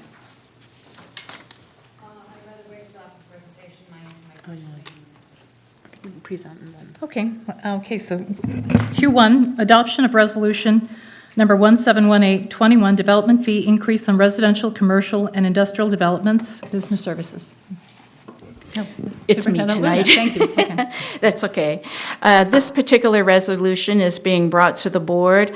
Education Code, Section 17620, and Government Code, Section 65995, authorize the governing board of any school district to levy a fee, charge, a dedication, or other form of requirement in the maximum amount specified therein against residential, commercial, and industrial development projects occurring within the boundaries of the district for the purpose of funding construction or reconstruction of school facilities. This is the fees and the scale is determined by the State Allocation Board. They met on January 24th, 2018. At that meeting, they increased the maximum fee that school districts may use as their fee up to $3.79 per square foot for the residential development, and also increased 61 cents per square foot for commercial industrial development within the district boundaries. So basically, the change from what the board had previously approved, this is about an every other year process. The previous amount was $3.48 when residential development happens. The new amount, which is the maximum amount set by the State Allocation Board, is now $3.79 upon the board's approval, which is a difference of 31 cents per square foot for residential area. In terms of the commercial and industrial area, the previous amount was 56 cents. The new amount being proposed by the State Allocation Board that the board may approve is now 61 cents, which is an additional 5 cents per square foot for the commercial industrial development within the district. In general, these funds, what we call redeveloper fees, are generally used to go to addressing facility issues within the district. Our redevelopment fees in Washington Unified School District are being used to pay the loan of the River City, of the building of the River City High School, and which I believe is about 62 million or something like that. I don't have the exact amount in front of me, currently standing. Okay, thank you. We have a public comment now from Pat Flint. My questions were answered, thank you. Oh, okay, very good. Any other, okay, so I need a motion. So moved. A second? Second. Roll call vote, so here we go. Board Member Kirby Gonzalez? Aye. Board Member Wong? Aye. Board Member Pizzotti? Aye. Board Member Cruz? Aye. And I also vote aye, unanimous vote. Thank you. Moving on to Q2, adoption of resolution 171823, school safety, Alicia Cruz. A couple board meetings ago, I asked to bring forward a resolution on school safety that's really important to not only our district but our community. And Board Member Wong and I gathered some information. We looked at the CSBA template, and we talked to some other districts, saw what they were doing. So with that, we put together this resolution that we just want our kids to come somewhere safe. Unfortunately, things in our community, state, nationally, we just want our local parents to know that when they send their students to our schools, that they should be safe. And I think adopting this resolution would be a good start. At the end of the resolution, I did write for the superintendent to forward this on to some of our local agencies, and it's available to parents to see that we do take the safety on not only locally but nationally very seriously. I don't know if, it says Board Member Wong Vice President Wong will be the speaker. I don't know if you're going to read that. It's pretty long. I have you on school safety on Q2. You're on there, Lisa Cruz. Oh. But it says Speaker Jackie Wong. Is it not? Okay. Okay. So I don't know if at this time we want to read it. Are you prepared to read it? I can read it. I'll read it. No, I'll go ahead. I'm presenting the next one too. Can I defer this to you since we worked it together and because I'm reading the next one? If someone can pass it to me, yes. Oh, here it is. I thought you were going to read it because it's. Let me give this to you. Go ahead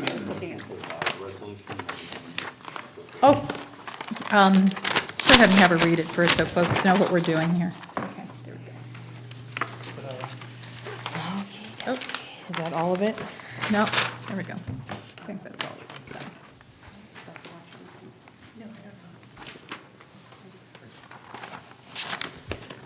This is the Washington Unified School District Resolution 1718-23, School Safety.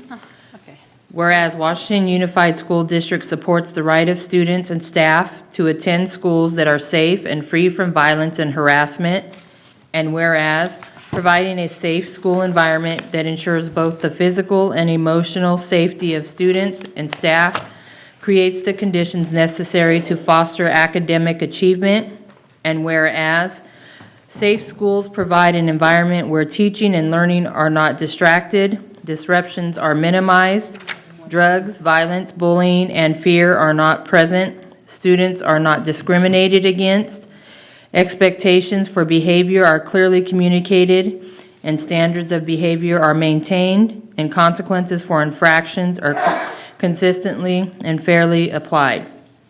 And whereas there is a need for the nation's city school system to express their positions on school safety matters that affect its students, staff, and the children residing in its cities. And whereas our public schools are charged not only with supporting student achievement, but also providing a foundation for mental and physical health, personal growth, and civic engagement. And whereas thousands of students have publicly expressed concern for their safety and well-being and have indicated that policymakers should act immediately to protect them in school and beyond. And whereas the leaders of Washington Unified School District respect the concerns of their students and support their growing civic and social participation of students that were inspired by recent events. And whereas since the school shootings in Cleveland Elementary in Stockton, California in 1989 and Columbine in 1999, there have been numerous other school shootings, including those in Red Lake, Minnesota, Lancaster, Pennsylvania, Blacksburg, Virginia, Chardon, Ohio, Cleveland, Ohio, Sandy Hook, Connecticut, Broward County, Florida, and many others that have taken scores of young lives. And whereas gun violence in schools occurs in America with a frequency and a severity that is unparalleled anywhere in the world, and whereas schools across the country need considerable additional resources to plan for, assess, and prevent such horrendous acts of violence, including coordinating with law enforcement in order to secure our schools from intruders intent upon committing violence. And whereas exposure to trauma can adversely affect a child's health for the rest of their life. Whereas many schools lack the mental health counselors, psychologists, and social workers needed to identify and work with students showing warning signs for depression and violence. And whereas all students, regardless of background, deserve access to services that support and enhance their physical, mental, and emotional health. And whereas the most effective approach to creating safe school environments requires a comprehensive, coordinated effort, including school-wide, district-wide, and community-wide strategies, where all institutions, organizations, and individuals must accept responsibility for their critical roles and collaborate to establish a positive environment for teaching and learning. And whereas, in its May 2017 study, Indicators of School Crime and Safety 2016, the National Center for Education Statistics found that 21% of students ages 12 to 18 said they were bullied at school. And whereas in the same study, 16% of high school students reported carrying a weapon at any point during the previous 30 days, and 4% reported carrying a weapon on campus during the previous 30 days. And whereas the study also noted that 4% of students had access to a loaded gun without adult permission, either at school or away from school during the school year. And whereas safe schools provide an environment where teaching and learning can flourish, disruptions are minimized, violence, bullying, and fear are absent, students are not discriminated against, expectations for behavior are clearly communicated, and standards of behavior are maintained, and consequences for infractions are consistently and fairly applied. And I apologize because I think that is a repeat paragraph in there. Whereas the most effective approach to creating safe school environment is a comprehensive coordinated effort including school-wide. Isn't that another repeated paragraph? Whereas the California School Boards Association supports local schools, districts, and communities in developing, implementing, and monitoring policies and programs to address the prevention, intervention, and elimination of school violence. And now, therefore, be it resolved by the Washington Unified School District Board of Education, which finds and determines the following. The Washington Unified School District has completed and holds regular drills as prescribed in both school site and district emergency plans that involve all school district personnel, law enforcement, fire and medical rescue personnel, emergency management personnel, and others essential to resolving any potential crisis that might occur. Be it further resolved, the Washington Unified School District reviews school site discipline rules and procedures to ensure they are appropriately enforced and address student behavior and school safety issues. Student handbooks that explains codes of conduct, unacceptable behavior, and disciplinary consequences are given to all students and parents. Be it further resolved that Washington Unified School District will continue to work with a broad spectrum of local community stakeholders, local law enforcement, mental health professionals, parents, students, teachers, and staff to develop, implement, and monitor policies and programs that foster and support a positive school climate free from harassment and violence.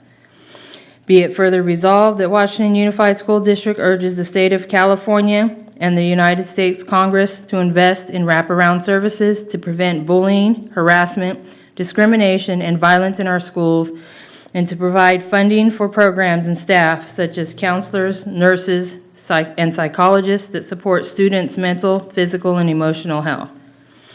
Be it further resolved that Washington Unified School District urges Congress of the United States to appropriate adequate new funds to allow school districts across the nation to plan and coordinate school safety and security efforts with law enforcement officials and make other building alterations that may be necessary to protect students, teachers, and staff. Be it further resolved that Washington Unified School District asks the United States Congress to pass specific legislation that reduces the risk and severity of gun violence on school campuses. Be it further resolved that Washington Unified School District urges the state of California to invest in, promote, and support comprehensive coordinated strategies to prevent drug use, bullying, harassment, discrimination, and violence in our schools so that all students have the opportunity to attend school engage in the classroom, and achieve academic success. The Washington Unified School District stands with the students of Broward County Public Schools and the nation in demanding effective and comprehensive action from the federal government to protect school children, including our children, teachers, support staff, parents, and other visiting the schools of our district. The board directs the superintendent to disseminate copies of this resolution to its elected representatives and other officials responsible for ensuring the safety of the children attending Washington Unified Schools and the safety of the nation's children. Passed and adopted by the Washington Unified School District Board of Education on the 12th day of April, 2018. We're going to have someone make a motion? Please. I'm done. Move. Okay, seconded? Second. Okay, first motion by Board Member Wong and seconded by Pizzotti. Roll call votes. Here we go. Board Member Cruz? Yes. Of course. Board Member Wong? Aye. Board Member Pizzotti? Aye. Board Member Kirby Gonzalez? Aye. And I also vote aye, unanimously adopted. Thank you. We are moving to Q3, adoption of resolution number 171828, Child Abuse Prevention Month, April 20th. Jackie Wong. Thank you. So this has my name on it. I apologize. I didn't see what was online. I was just reading my notes. Okay. So this month is Child Abuse Prevention Month, and being the trained social worker, I am asking the board to adopt this. Again, it follows along a lot of what the previous resolution was. Today, Katie Vegas from Yolo County Children's Alliance couldn't make it. She has the flu, so she apologizes. So she actually requested that this be on here because they are one of Yolo County's CAPC programs, so child abuse prevention programs here in Yolo County. So I'm gonna go ahead and read this. Let me pull it up. So Washington Unified School District Resolution Number 171828, to adopt Child Abuse Prevention Month. Whereas child abuse and neglect continue to pose serious threats to our nation's children, and whereas adverse childhood experiences such as physical, emotional, and sexual abuse, neglect, and parental stress or illness can have short and long-term outcomes, including a multitude of health and social problems, and effective early intervention and prevention efforts are less costly than trying to fix the adverse effects of child maltreatment, both in human and financial terms. And whereas there are 676,000 victims of substantiated abuse and neglect in the United States in 2016, and 241,955 reports were referred to the Child Welfare Systems investigation in 2017 in California, of which 73,664 children had allegations that were substantiated. Whereas the Yolo County Health and Human Services Agency, Child Welfare Services, received 2,371 reports of suspected child abuse and or neglect in 2015, of which 1,271 were referred for a Child Welfare Services investigation, and 377 were substantiated. And whereas Yolo County had 384 children in Child Welfare Services supervised placements at the conclusion of 2017, whereas in 2017 in Yolo County, a monthly average of 117 children continued living with their families, while the families received ongoing support services and supervisions through the Family Maintenance Program, and 137 children received family reunification services aimed at returning them to their homes of origin and their communities of origin. And whereas preventing child abuse and neglect is a community issue, and we all have a responsibility to nurture and protect our children and help ensure they become healthy and productive adults. Whereas the people of Yolo County are encouraged to strengthen families and support child abuse prevention activities in their communities, specifically through the Yolo County Children's Alliance and Child Abuse Prevention Council, YCCA, annual child abuse prevention campaign, which this year is being called Weathering the Storms, promoting healthy expressions of emotions for parents and children. Whereas the Child Abuse Prevention Council of Yolo County, a YCCA program, coordinates the community's efforts to prevent and respond to child abuse and neglect, and has members from Child Welfare Services, the criminal justice system, prevention and treatment services, and the large community. And whereas in Yolo County, over 20 agencies and community organizations are collaborating in their efforts to prevent child abuse and neglect through the YCCA Yolo Family Strengthening Network. And whereas providing community-based prevention services can strengthen families and reduce the likelihood of child abuse and neglect, YCCA family strengthening programs include evidence-based home visiting, family resource centers, safety net services, parenting classes and education, mentioned earlier, developmental screening, subsidized childcare, and VITA, which brings money back into the hands of families. Therefore, it be resolved that the Board of Education of Washington Unified School District hereby declares the month of April 2018 to be Child Abuse Prevention Month in Yolo County. Okay, can we get a motion to adopt this resolution? So moved. I'll second. Second, okay. Roll call vote. Board Member Wong. Aye. Board Member Pizzati. Aye. Board Member Kirby Gonzalez. Aye. Board Member Cruz. And I also vote aye, unanimously adopted.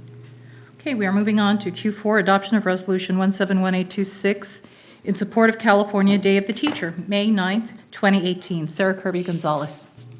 Okay, are you ready for some more reading?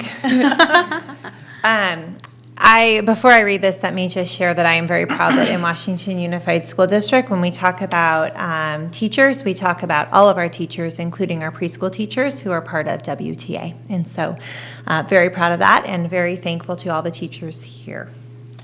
So, Washington Unified School District Resolution Number 1718-26, California Day of the Teacher, May 9th, 2018. Whereas today teachers mold the minds and train the workforce of the future, and whereas no other profession touches as many persons with such a lasting effect, and whereas a good teacher grows in value and pays dividends far beyond a classroom, and whereas many times in the interests and attention of a favorable teacher that steers a student into a career field, and whereas in addition to teaching academics, teachers provide guidance, social and emotional support, and encouragement to their students. And whereas California long ago recognized the immeasurable value of our teachers and has designated the second Wednesday in May to be Day of the Teacher, a special observance that honors teachers and the teaching profession. And whereas Day of the Teacher has been sponsored by California Teachers Association, the Parent Teacher Association, the California Federation of Teachers, the Association of California School Administrators, the California School Board Association, the California Association of Business Officials, the School Services of California, and the Association of Mexican American Educators as the first sponsor of Day of the Teacher in 1982. And whereas Day of the Teacher should be a day for local education agencies, parents, guardians, caregivers, public officials, and the community to recognize the dedication and commitment of teachers who are educating our children. And whereas the Board of Education is extremely proud of the many exemplary teachers who serve the students in Washington Unified School District. Now, therefore, be it resolved that the Washington Unified School District Board of Education proclaims May 9th, 2018 as California Day of the Teacher. Thank you. Motion to adopt? Thank you. Second? Second. Very good. Roll call vote. Sarah Kirby Gonzalez. Aye. Member Cruz. Aye. Board Member Pizzati. Aye. Board Member Wong. Aye. And I also vote aye, unanimously adopted. We move to Q5, adoption of resolution number 171827 in support of declaring May 20th through 26th, 2018 Classified School Employees Week. Kobe Pizzati. Thank you very much. And as a labor lobbyist, I always like to, talk about the, fine work that all of our staff does here in the district, and a lot of times often goes overlooked. And so I think this resolution is totally fitting that we recognize our classified employees. So without further ado, I'll make it quick. Washington Unified School District Resolution Number 1718-27, declaring May 20th through 26th, 2018 Classified School Employees Week. Whereas the week of May 20th through May 26, 2018 has been designated as Classified School Employees Week throughout California, and whereas the Washington Unified School District employs more than 350 classified employees who perform services which are vital to the educational process, and whereas classified employees provide services to students and their families, to teachers, administrators, and other staff, and to the general public that are essential to the efficient operation of our educational system. And whereas classified employees support and enhance the educational process by assisting instructors, preparing nutritional meals, maintaining buildings and grounds, and performing all technical, business, clerical, and secretarial functions. And whereas Washington Unified classified employees provide our organization with specialized skills and contribute to the educational excellence in our schools and programs day in and day out. And whereas classified employees provide services that enable Washington Unified School District to respond effectively to the needs of students and their families, teachers, administrators, and other staff, and the needs of the greater community. Now, therefore, be it resolved that the Board of Education extends its sincere appreciation and commendation to classified school employees and proclaims this week of May 20th through 26th, 2018 as Classified School Employees Week. Thank you. May I get a motion to adopt this resolution? So moved. Thank you. Second? Second. Okay. All right. So roll call vote. Member Pizzotti? Aye. Board Member Wong? Aye. Board Member Kirby Gonzalez? Aye. Board Member Cruz? Aye. And I also vote aye. Resolution adopted. We are now to our board governance. We have some public comments, and we will begin with Pat Flint.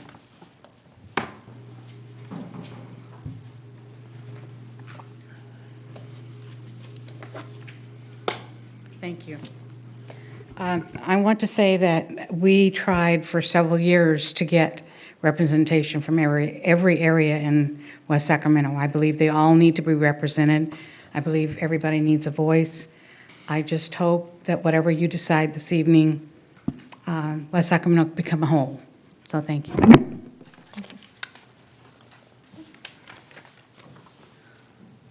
John Lindley?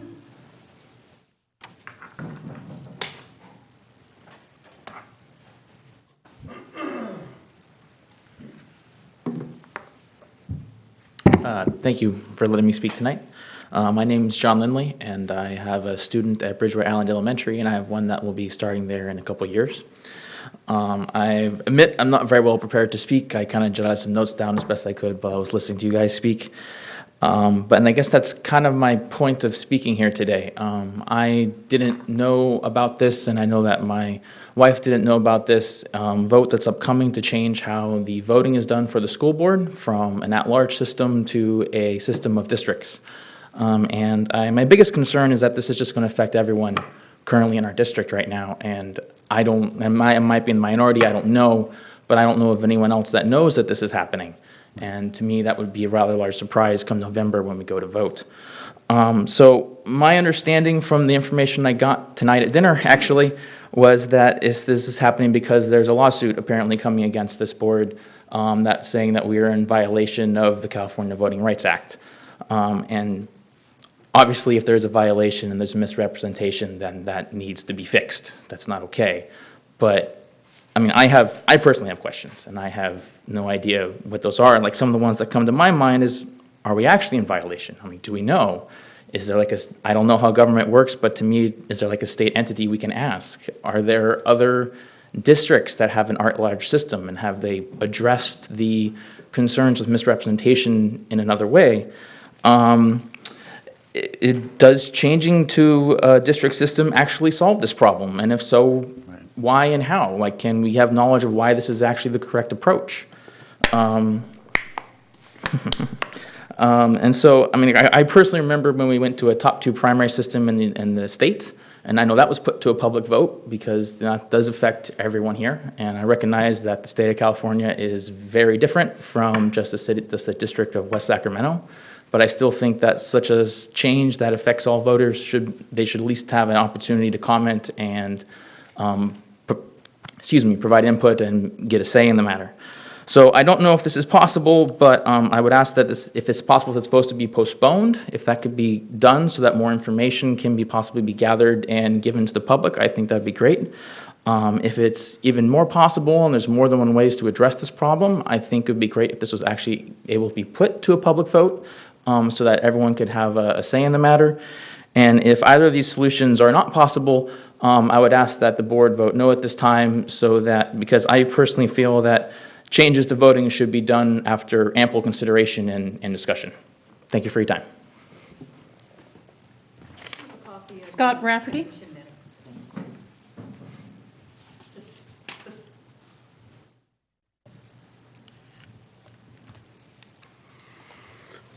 Well, I came here both to speak and to listen, and I'm glad I have an opportunity to clarify some of the concerns that have been raised. The threat of a lawsuit, well, I'd rather view it as a petition to comply with the law. Yes, there is a violation, and I think it's been described in some detail. So far, only one district has gone through this, not doing it voluntarily, and yes, they did get sued. They got sued by me, and I remain on behalf of clients in West Contra Costa, and we're going to settle that case. We're going to settle it economically and expeditiously. In terms of the rush, well, it's not 2018, it's going to be 2020, and there's some options that we can offer to make that work for everyone, because this is not about you. This is not about displacing people or anything. This is a long-term structural reform. It's going to be it's going to be very good for this district. There are serious equity problems. There's an achievement gap, especially for Latinos, and it gets more acute in the north. And that needs to be dealt with. I mean, this is, voting rights are not just for African Americans, it's for Latinos as well. It is an issue that has to, it's foundational. I mean, voting rights are the basis for all other civil rights. But the most fundamental civil right of all is the right to have an equal, free primary education. I mean, that's what determines people's lives. So this needs to be done, but it's also going to have other benefits. It's going to make you, as a board, closer to the district. It's going to increase the capacity of the district to raise revenue measures. It's going to make you more accessible to your constituents. So it's something that will work, has worked well many places, and I hope you see it through. It's a process. This is not the end. This is just the beginning. There are going to be 5 more hearings during your normal meetings. There'll be an opportunity for the community to express itself and to find ways to make this their own and to customize it to the needs of the community.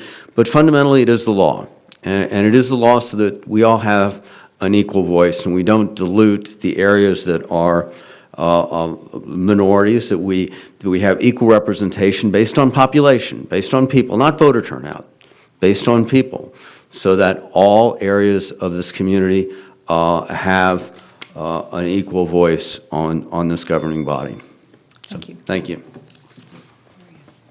Thank you. Maria Grijalva?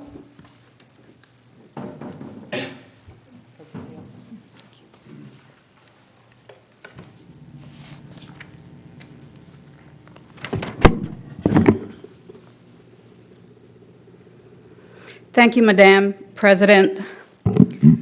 My name is Maria Grijalva, and Ed Costeron, and Ed is here on behalf of LULAC, and I'm here as a resident, and also I serve on the board of directors of YOLO ACLU and NAMI and other organizations. I would like to say that on behalf of all the students of color in West Sacramento, especially those living in the north area. I want to thank you, Madam President, for this resolution. A year ago, I made a request to address this issue, a whole year ago, for the gentleman that made the first comment, public comment. And it would have been no cost to the community, no cost to the district if action had been taken. At-large elections is actually a Jim Crow law, Member Posadi. And so last year, I remember very, very clearly that it was Trustee Posadi that voted to keep our current Jim Crow law in place, okay? And that was my understanding because I was sitting right there. And so for this reason, under the legal authority of the California Voting Rights Act and with the assistance of Counsel Rafferty, this petition has been given to Clerk Posadi for action. And I thank the President for bringing this resolution forward.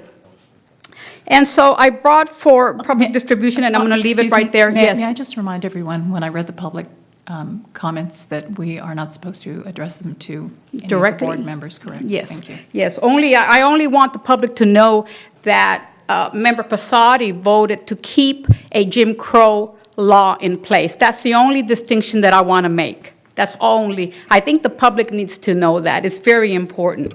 And so anyway, so that's all. I hope that the board votes to go forward. We are definitely in violation of the law, and so there's no reason for us to remain any further. Right now, it's going to cost $30,000 because we weren't cooperative. If you do not cooperate, it's going to cost more than $30,000. It's your choice. Last year, it was $0. Right now, it's $30,000 minimum. And if you resist, it goes higher and higher and higher. Thank you so much for this opportunity to speak. Fabrizio Sasso?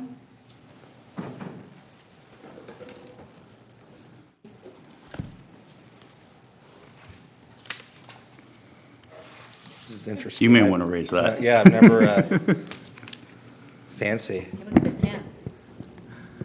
Hi, good evening, members of the board. Fabrizio Sasso, Executive Director of the Sacramento Central Labor Council.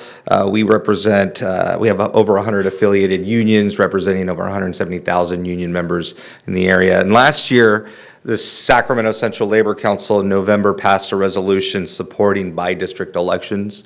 We think that this is a fair process to ensure that there's fair representation for all community members, regardless of their ethnicity, their background, their religious preference. And so we are in full support of you looking into or passing this resolution this evening. I think Mr. Rafferty did a fine job kind of laying out what needs to be done. He also made a very strong case, a compelling case that there is polarized voting. It happens in many different forms. It's not just about where people live geographically within an area, but also there are a number of other factors. And I think he did a fine job laying out a case for this. I'd like to mention that there has not been a case in the entire state of California that has been successful in defending a at-large system. And I don't believe that there will be a case because the California Voting Rights Act specifically says that if you can just show through an analysis that there is just a little bit of polarized voting, then you have to throw out the current voting system. And so this is a slam dunk loser of a case for this board if you were to defend the current system. And we talk a lot about what we want for our kids, and kids, we always prioritize our kids. So here's the deal. If this board were to decide to defend the current system and lose potentially millions of dollars, then we're cutting into teacher salaries, we're cutting into classified salaries, and that is not what's going to benefit the kids, because those are vital resources that this district needs, and that those community need in order to decrease the education gap in those communities. So I want to urge you to heed the caution here and learn the lesson of other cities and other district elections. You know, I come from Stockton, California. They did use a at-large by-district system. They had a by-district system. They went to at-large by-district because there was a gentleman. His name is Ralph White. He was he represented his community, his district, but they decided to make it very difficult for him to win a citywide election, and so they changed it. they recently went to full by-district elections, and so they saw the writing on the wall. I hope you do too. Thank you. Thank you. Okay. So let me begin by, before we read the resolution, I wanted to give you a little context here. We've been served with a letter providing us 45 days to agree to change our electoral system for at-large to single-member districts. If we do, some damages are limited to $30,000. If we do not do so, we should lose. Damages could exceed $3 million, as has occurred in other districts. No district has ever won one of these cases.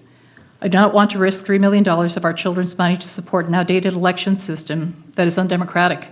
As I said, no district has ever won one of these cases. At-large elections were initially created in the post-Civil War South to prevent the election of African Americans to any public office. At that time, African Americans lived in shanty towns outside the towns. The 14th and 15th Amendment had just required that African Americans be allowed to vote. Southern legislators in Mississippi argued that allowing African American neighborhoods to elect their own representatives would be divisive. They argued that public bodies should be elected from the entire community and not from districts. Accordingly, shanty towns would be denied representation for the next 100 years. So you see, the intent of at-large elections was never to allow people to have 5 votes. Rather, it was intended to deny African American neighborhoods representation. In the ensuing 150 years, at-large elections have persisted due to inertia. The legislature enacted the California Voting Rights Act with a noble history of at-large elections in mind. The California legislature recognized that single-member districts promote democracy. Single-member districts allow neighborhoods to elect their own representative. In the history of West Sacramento, no one has ever been elected to the city council who lives north of the railroad tracks. For these reasons, to support fair representation for all neighborhoods, poor and affluent, I would vote in favor of single-member district elections. I had hoped to have single-member districts in 2018 elections, but I'll raise my voice in support of democracy for 2020 as well. So now I will read the... Before you read the election, yes. Can I have a chance to make a comment? Since my name was impugned first by one of the members of the public, let me go. Like You'll have an opportunity. Just let's go from where we're at here. So let me first read, and then I'm going to have Marie give us some information on that too. So the resolution indicating intent to transition to governing board elections from at-large to by trustee area elections. Whereas the Washington Unified School District is governed by 5-member Board of Education, whereas members of the board are elected at large, in which each member of the board is elected by the registered voters of the entire district, whereas the district is committed to structures that most effectively involve all community members in the democratic process of elections, whereas the California Voting Rights Act prohibits the use of at-large elections where their use impairs the ability of the protected class to elect candidates of its choice or its ability to influence the outcome of elections. Whereas on March 5th, 2018, the district received a letter from Attorney Scott Rafferty on behalf of the Latino Information and Resource Network, the Broderick Area Homeowners Association, Maria Grijalba, Edward Castorina, and Sandra Miranda, alleging that the district's current at-large election system violates the CVRA as it dilutes minority electoral influence in the election of board members to the district. Whereas the board seeks to make the transition from at-large to by-trustee area elections in a deliberate and thoughtful manner, which provides sufficient time for the board and community to develop the trustee area boundaries. Now there be it further resolved by the Board of Education of the Washington Unified School District that, 1, the foregoing recitals are true and correct. 2, this resolution indicates that the board's intention to transition from at-large to by-trustee area elections pursuant to Elections Code 10010, subsection E3A. 3, in order to facilitate this transition and determine the trustee area boundaries, the board will take the following steps. 1, engage the community as to the trustee area boundaries. 2, engage district stakeholders as to the trustee area boundaries. 3, seek proposals from and retain an experienced demographer to assist the district with the process. 4, ask the demographer to provide information about the boundary drawing process to the board and public at a board meeting. 5, hold at least 2 public hearings at board meetings prior to the drafting of any draft trustee area boundary maps. 6, post all draft trustee area boundary maps on the district's website as they become available. 7, allow for comments on the maps to be submitted through the district's website. 8, provide sufficient time between revisions to the draft trustee area boundary maps to provide the community with the opportunity to review and comment on the maps. 9, hold at least 3 public hearings at board meetings on the draft trustee area boundary maps prior to adoption of any map. 10, organize additional community meetings to review draft trustee area boundary maps and obtain comment regarding same. 11, provide all materials related to the draft trustee area maps in English, Spanish, and Russian. These steps may be augmented or adjusted by the board or district staff as necessary. The board intends to complete these steps and approve trustee area boundaries no later than the end of 2018 with implementation prior to the 2020 election of board members. 5, the district staff is authorized to work with the district's legal counsel and execute any documents necessary to carry out the intent of this resolution. And I'm going to ask Marie, our legal counsel. Is the microphone on? Yes, it is. Good evening, trustees. For those of you in the audience that I do not know, my name is Marie Nakamura. I'm a shareholder with the law firm of Dennis Walliver Kelly. My colleague, William Tunick, was before you, I believe, in January and gave a lengthy public presentation about the California Voting Rights Act. He's unable to be here. He's out of the country right now, and so I wanted to provide just a little bit of background before the board holds its deliberations.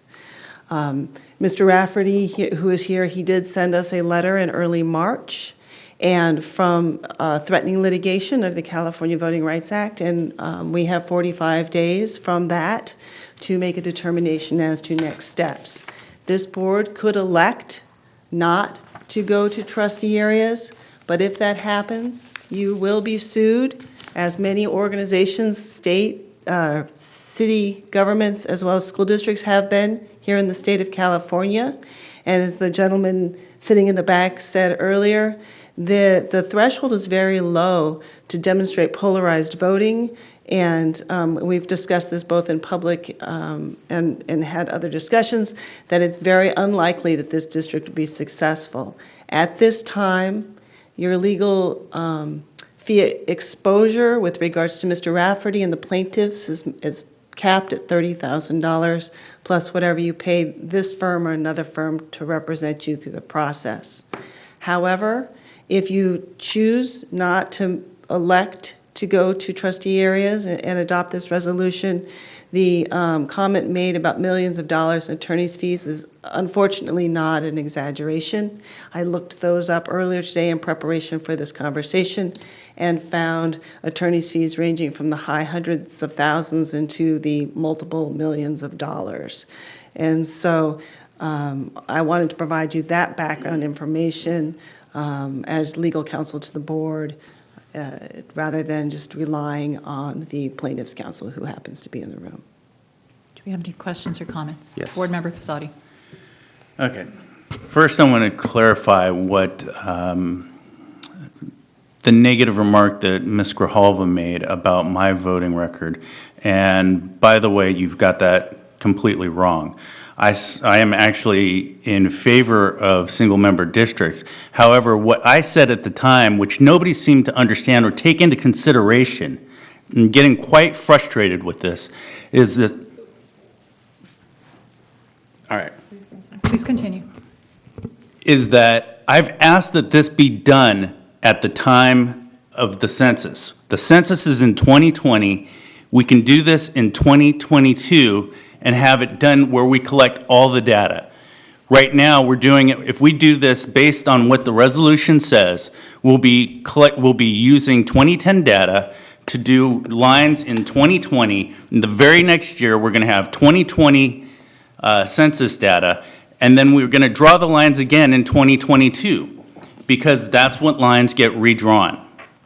Additionally, I said that we need to go to a 7-member district if we're going to do that, and that is definitely more democratic. So I'm quite annoyed with Ms. Grijalva's misrepresentation of my statements. I tried to get those amendments into the presentation as up for consideration by Trustee Alcala when she presented her proposal. The 3 proposals we had at the time did not include mine, and that's what I would have supported. That could have saved us all this time. Also, you know, Mr. Rafferty, as far as I'm understanding, there's been no finding of fact that we are out of compliance at this time. Am I correct? You are correct. Okay. So also in Mr. Rafferty's letter, he stated that he would be willing to offer or do all of these services for an additional $30,000. Is that correct? I do not have his letter open in front of me, but I believe it was the $30,000 that's Right. within the statute. You would be not- willing to take not care an of that and work on additional our best $30,000. interests. That's correct? I see you shaking your head. Thank you. I understand that. There is, you know, a comment from the public that I agree with. Nobody knows about this except for the plaintiffs. We're being forced now to act because somebody is filing suit. Yet the rest of the community doesn't know about it. When we had our discussion, our board discussion, we wanted to talk to the community. Has anybody else talked to the community? All of West Sacramento. Has anybody done a poll asking West Sacramento? Has anybody done any sort of data requesting, you know, feedback from the labor unions, from any of the groups that are represented, you know, here? Mr. Sasso, you're here as from the Labor Council. I see that. I get it. Yeah, I get it. You're not chopped liver. I get it. But, you know, I'm talking about WSTA and CSEA from the local groups. Have they been talked to? Has anybody else talked to our community? The plaintiffs haven't. I don't see anybody asking them any questions because this is something that could potentially tear apart our community. And I would like to see, hey. Please, everyone, we're going to ask the decorum, please be kept from, let Mr. Pizzotti finish, and there's no discourse back and forth. Thank you. Thank you. Thank you, Madam Chair. And so I'm very upset that this is coming to us in this way. From what I thought the direction of the board was, we were going to look at 2018, or not look at 2018, potentially look at 2020, but we have to get feedback from the community first. We were not necessarily going to implement in 2020. We were going to get feedback from the community and all the stakeholders and so forth, as well as find out more information. So that was kind of where I was in terms of my understanding of our board discussion. I don't believe we had any agreement on providing a resolution now to go forward with this. I personally believe that we should be doing this in 2022. I want to know, I have a question. And my question is, how is paying for something to be done in 2020 using 2010 census data when the 2020 census will be conducted that very same year? We're going to have to redraw the lines in 2022, help us achieve our LCAP goals. Can anybody answer me that question? Anyone? I don't think so. Okay, so that's my question.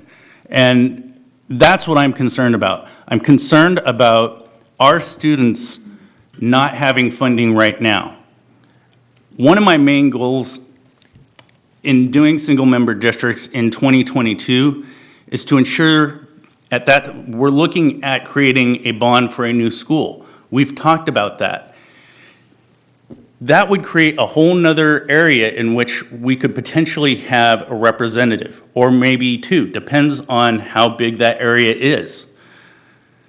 7-member districts, in my opinion, is very important if we go to a single-member district system. But not in 2022. That's a ridiculous waste of money.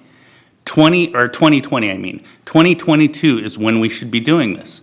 We'll have the most recent census data, and we won't be disenfranchising our voters. Anyway, that's what I'm going to say for now. I may reserve the right to ask another question later. Do we have any other comments? Then I'm going to ask Alicia, thank you. Again, I want to take the opportunity to thank our community and our stakeholders for coming out and giving us their thoughts on, I know, we'd love to have a packed room, but it is important to hear the thoughts of our community. I will say I didn't realize that this was going to be a resolution. I thought maybe it'd be an agenda item, an action item of some sort, but we are public officials, and often, people come out and they attack us. I've been attacked, other board members have been attacked, and I know you read a statement as far as commenting on employees, and I know we're employees of the district, but we're also public officials. So often our public doesn't agree with what we do. I do want to, I do appreciate your comments, Board Member Pizzotti, and I, at this point, disagree. I think we had ample conversations. I thought it was quite clear on what we discussed, and I know this has been brought to us previously, and we now have a lawsuit in front of us, and there's certain things we have to do within 45 days. There's certain decisions we have to make, and I will say that I would like to see this resolution pass so we can move forward and start having all of our community represented. While a lot of our students and parents of color live on the north side, we have colors all through West Sacramento. That is something that West Sacramento is proud, because we have so many different ethnicities in this city. So I just wanted to say that from our previous conversations, I thought it was I will say it was quite clear on what I thought the direction would be. I just didn't know it was going to be by resolution. Okay, Board Member Kirby Gonzalez or Juan, do you have any comments? Okay, thank you, and thank you to those of you who came out this evening. I've spoken about this quite a few times, and my feedback has always been consistent, and so it continues to be consistent, but I also have a fiduciary responsibility to Washington Unified, and I won't be jeopardizing that. But I do want to make my comments for the record because I think it's important for the community to understand. Yes, this maybe has been brought to us in board meetings where people have talked about it, but I think that's a lot different than really having full community input. So it does feel, to be honest, very uncomfortable for me to be sitting in this role, making any decisions about how our community votes. I understand your passion. I understand that where you're coming from, and so I'm letting you know where I come from too. And when we think about people's rights to vote, right now in West Sacramento, people have the right to vote for 5 people. And so changing that to only vote for 1 person feels very uncomfortable from this seat. It feels much more comfortable if it's coming from the ballot box. I know if there's polarized voting that there's some issues with that as well, as we've talked about. We are a relatively small district compared to many others, and so I just want to share my concerns so that they're there and they're for the record. And I've spent a lot of time on this. I've poured over our election data. Every election that is posted on YOLO Elections, I have poured over and gone through and looked at the maps and seen where people are and where people are voting. I've also gone to the CSBA workshop on this matter as well, and I took about 7 pages of notes. And so I've really, really tried to listen and to learn and to come at this from those places. So I just want to share my concerns so that we go into this wide open. One would be that in other districts that have gone to by trustee areas have come into is one problem is not finding people to then run for some of the areas that they've had, and they've had elections go by and not had somebody run, so it's something to be aware of. Other districts, they said that they had fewer people run because suddenly it's a little bit more personal. You're not running for an open seat. For example, I could say, I'm going to throw my hat in the ring. There's two people that are up. It's not personal against them, but I think I can bring this voice. This will change that dynamic, and it will be personal because you need to prove why the person that's in that seat is not doing a good job representing your community. So I think we need to be aware of that. I think it's really important to have boards that are very diverse. And before you run for any office, you should look and see who are the voices, who are the people there. Can I bring a different voice and a different perspective? And if you can't, then maybe there's another role that you can go to. But that's what I saw when I thought to run for this seat. I thought that would be a far out time. I just went to an informational meeting. I thought, oh, maybe I'll run in 10 years. And Sounds familiar. Yep. And I looked around the room and I went, these people want to run? I feel like I need to run right now. And so I made the decision right then and there to vote. So because I thought my voice would be needed. And then when we knew seats were up, we had a person who was leaving our board. What did I do? Call PTO presidents, call as many people as I could. Who do you know? Who are people who are involved? Who care about our school? And who has a different opinion? Who has a different opinion that we could bring onto the board? And some people said, we have somebody, and she cares a lot about foster youth. Great. I don't have experience with foster youth other than teaching students. That's a great perspective. And I met Jackie and thought, great, run. And not once did I say, Jackie, where do you live? And so just that we're aware that that will change the dynamic as well. If we're going out to the community and granted, we shouldn't just be recruiting. We need the community to recruit who you want to be on this board, right? And but as you do that, it changes the dynamic because it also, part of that conversation is going to be, where do you live? Where do you live? As you ask what they can bring to the table. And so I want to share all of those pieces. The idea of knowing who to pick up the phone and call, I think is really important. Knowing that you have somebody who's very visible on your sites, I think is very important. I know we all work hard to visit all different campuses. It's relatively manageable, I think, in a district this size. In other districts, I'm a teacher in Folsom, Cordova. That is very different. That is Folsom and Rancho Cordova, and it's very big, and it's over 30 schools, and it's hard to do that. Here, I think that we do it pretty well. But my biggest concern is that the community doesn't know that this is coming, and I'm sitting in this seat making decisions, and I don't have all of the knowledge of how they feel, and that is really uncomfortable and really hard for me. So as we look at this, what makes me feel more comfortable is that this resolution does say 2020. Our hands are tied in terms of the 45 days. And so our hands are tied in terms of postponing and getting community input because of our timeline right now. But I do want to know what the community thinks, and I want them to know exactly what's happening in this boardroom. And it is a huge concern.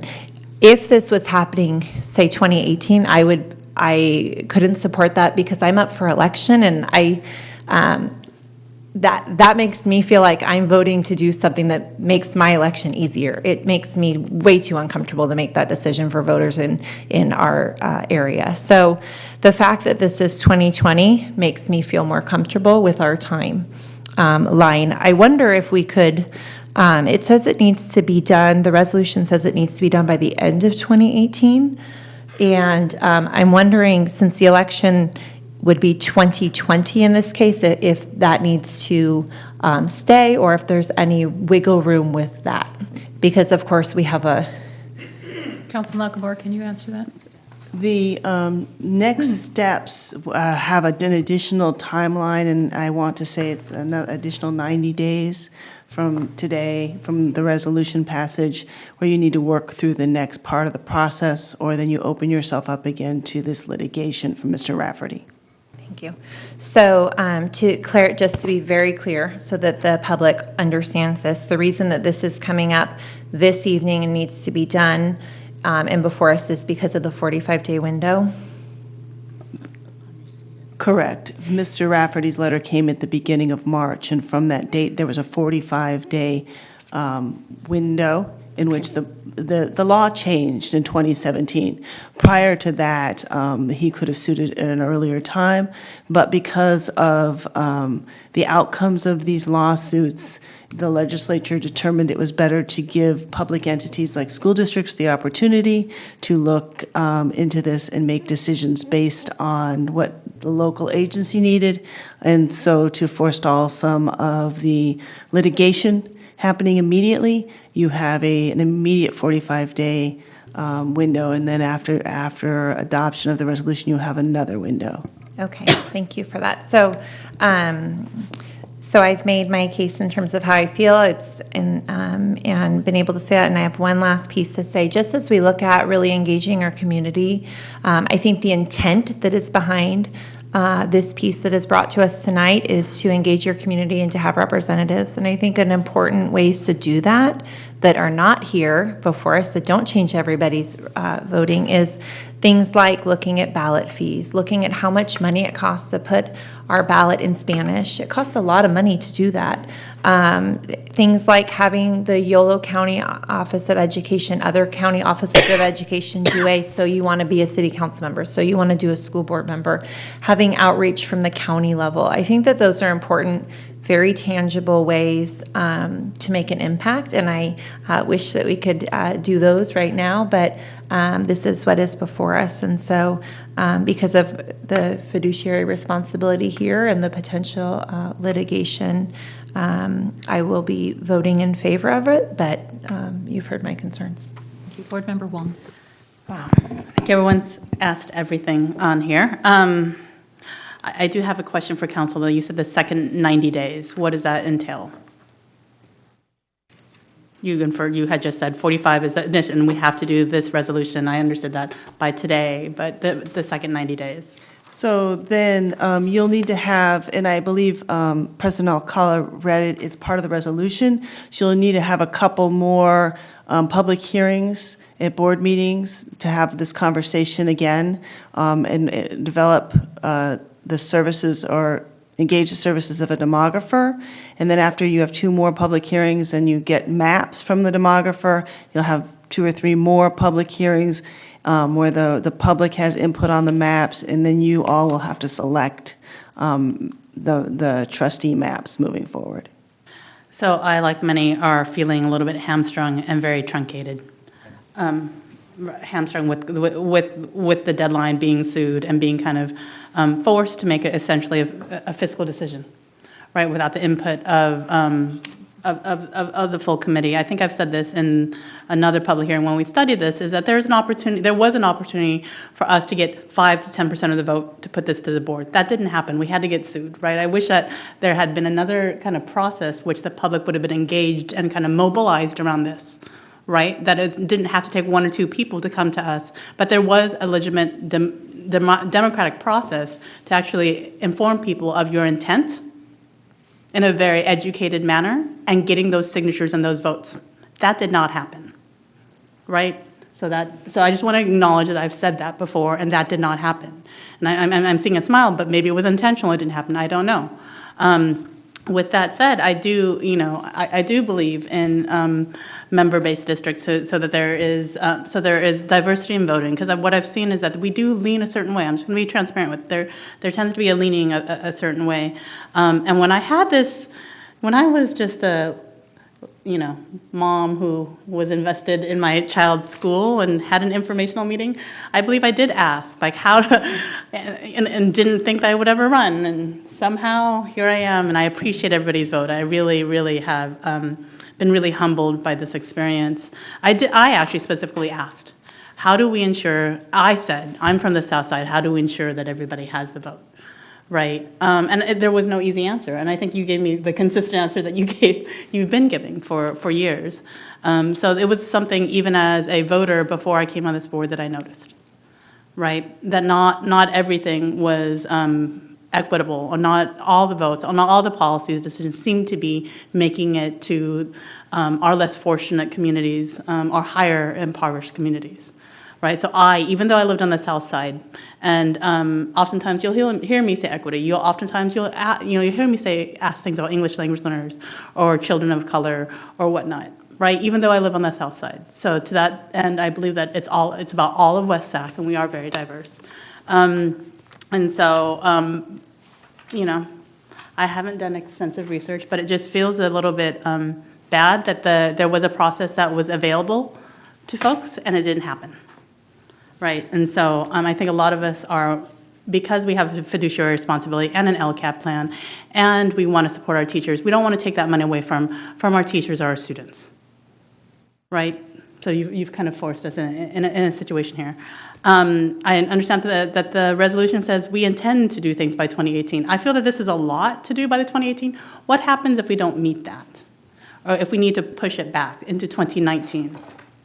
Well, because things happen, we have priorities, out of curiosity. That would be up to Mr. Rafferty. That would be up to him. At that point, if we don't follow through on the processes outlined in the law, during the time frame outlined in the law, then Mr. Rafferty and the plaintiffs would have the ability to sue the district. Right, so I'm just saying all these steps are 2018. If we're going for a 2020 election, I mean, we have some time, right? But to end it by the end of 2018 is several months. If you will recall, there is a 90-day window from the date of today's vote by which you need to work through the process. Okay. You had a comment? Okay, do you have a comment?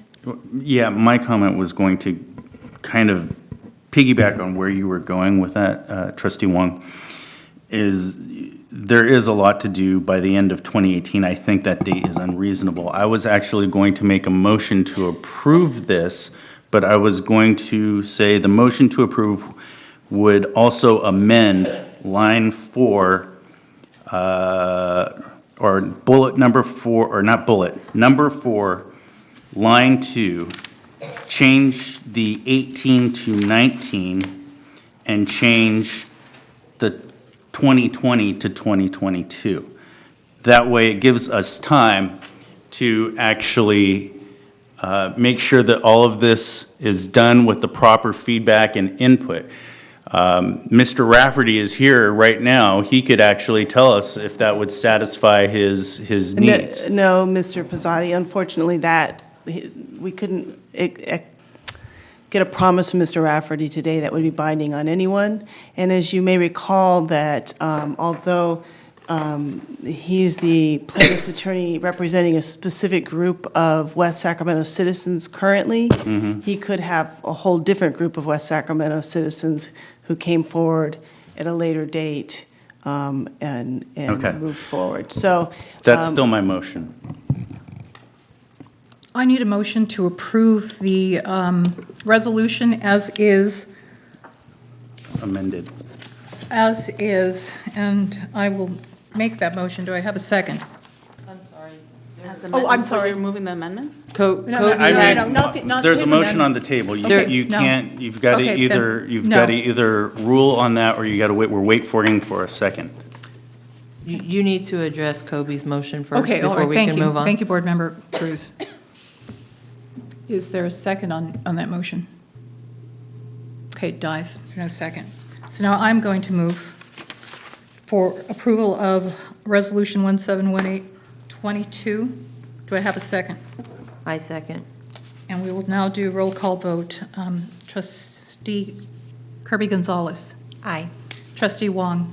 Aye. Trustee Cruz. Aye. Trustee Pizzotti. No. And Trustee Alcala. I vote aye, and the motion passes. I'm sorry, the resolution passes. Thank you. All right, so now we are moving on to future board agenda items. S1, public hearing, multi-year projected budget for 2017-2020 on June 14th of 2018. S2, public hearing, local control accountability plan, June 14th, 2018. S3, approval of budget 2017-2020, June 28th, 2018. And S4, approval of local control accountability plan, June 28th, 2018. Right. And of course, we have received your recommendation, Board Member Pizzati, for future agenda items. So we... President Alcala? Yes, I'm sorry. Can I ask that we have an update about how we're going to start to roll this out to the community immediately? Because I think the biggest concern is that they don't know about these actions and why we are at this point. Yes, we'll put that on the agenda. Thank you. Thank you, Board Member Kirby Gonzalez. So I will now ask for a motion to adjourn. So moved. Second? Second. All in favor? Aye. We are adjourned. Thank you.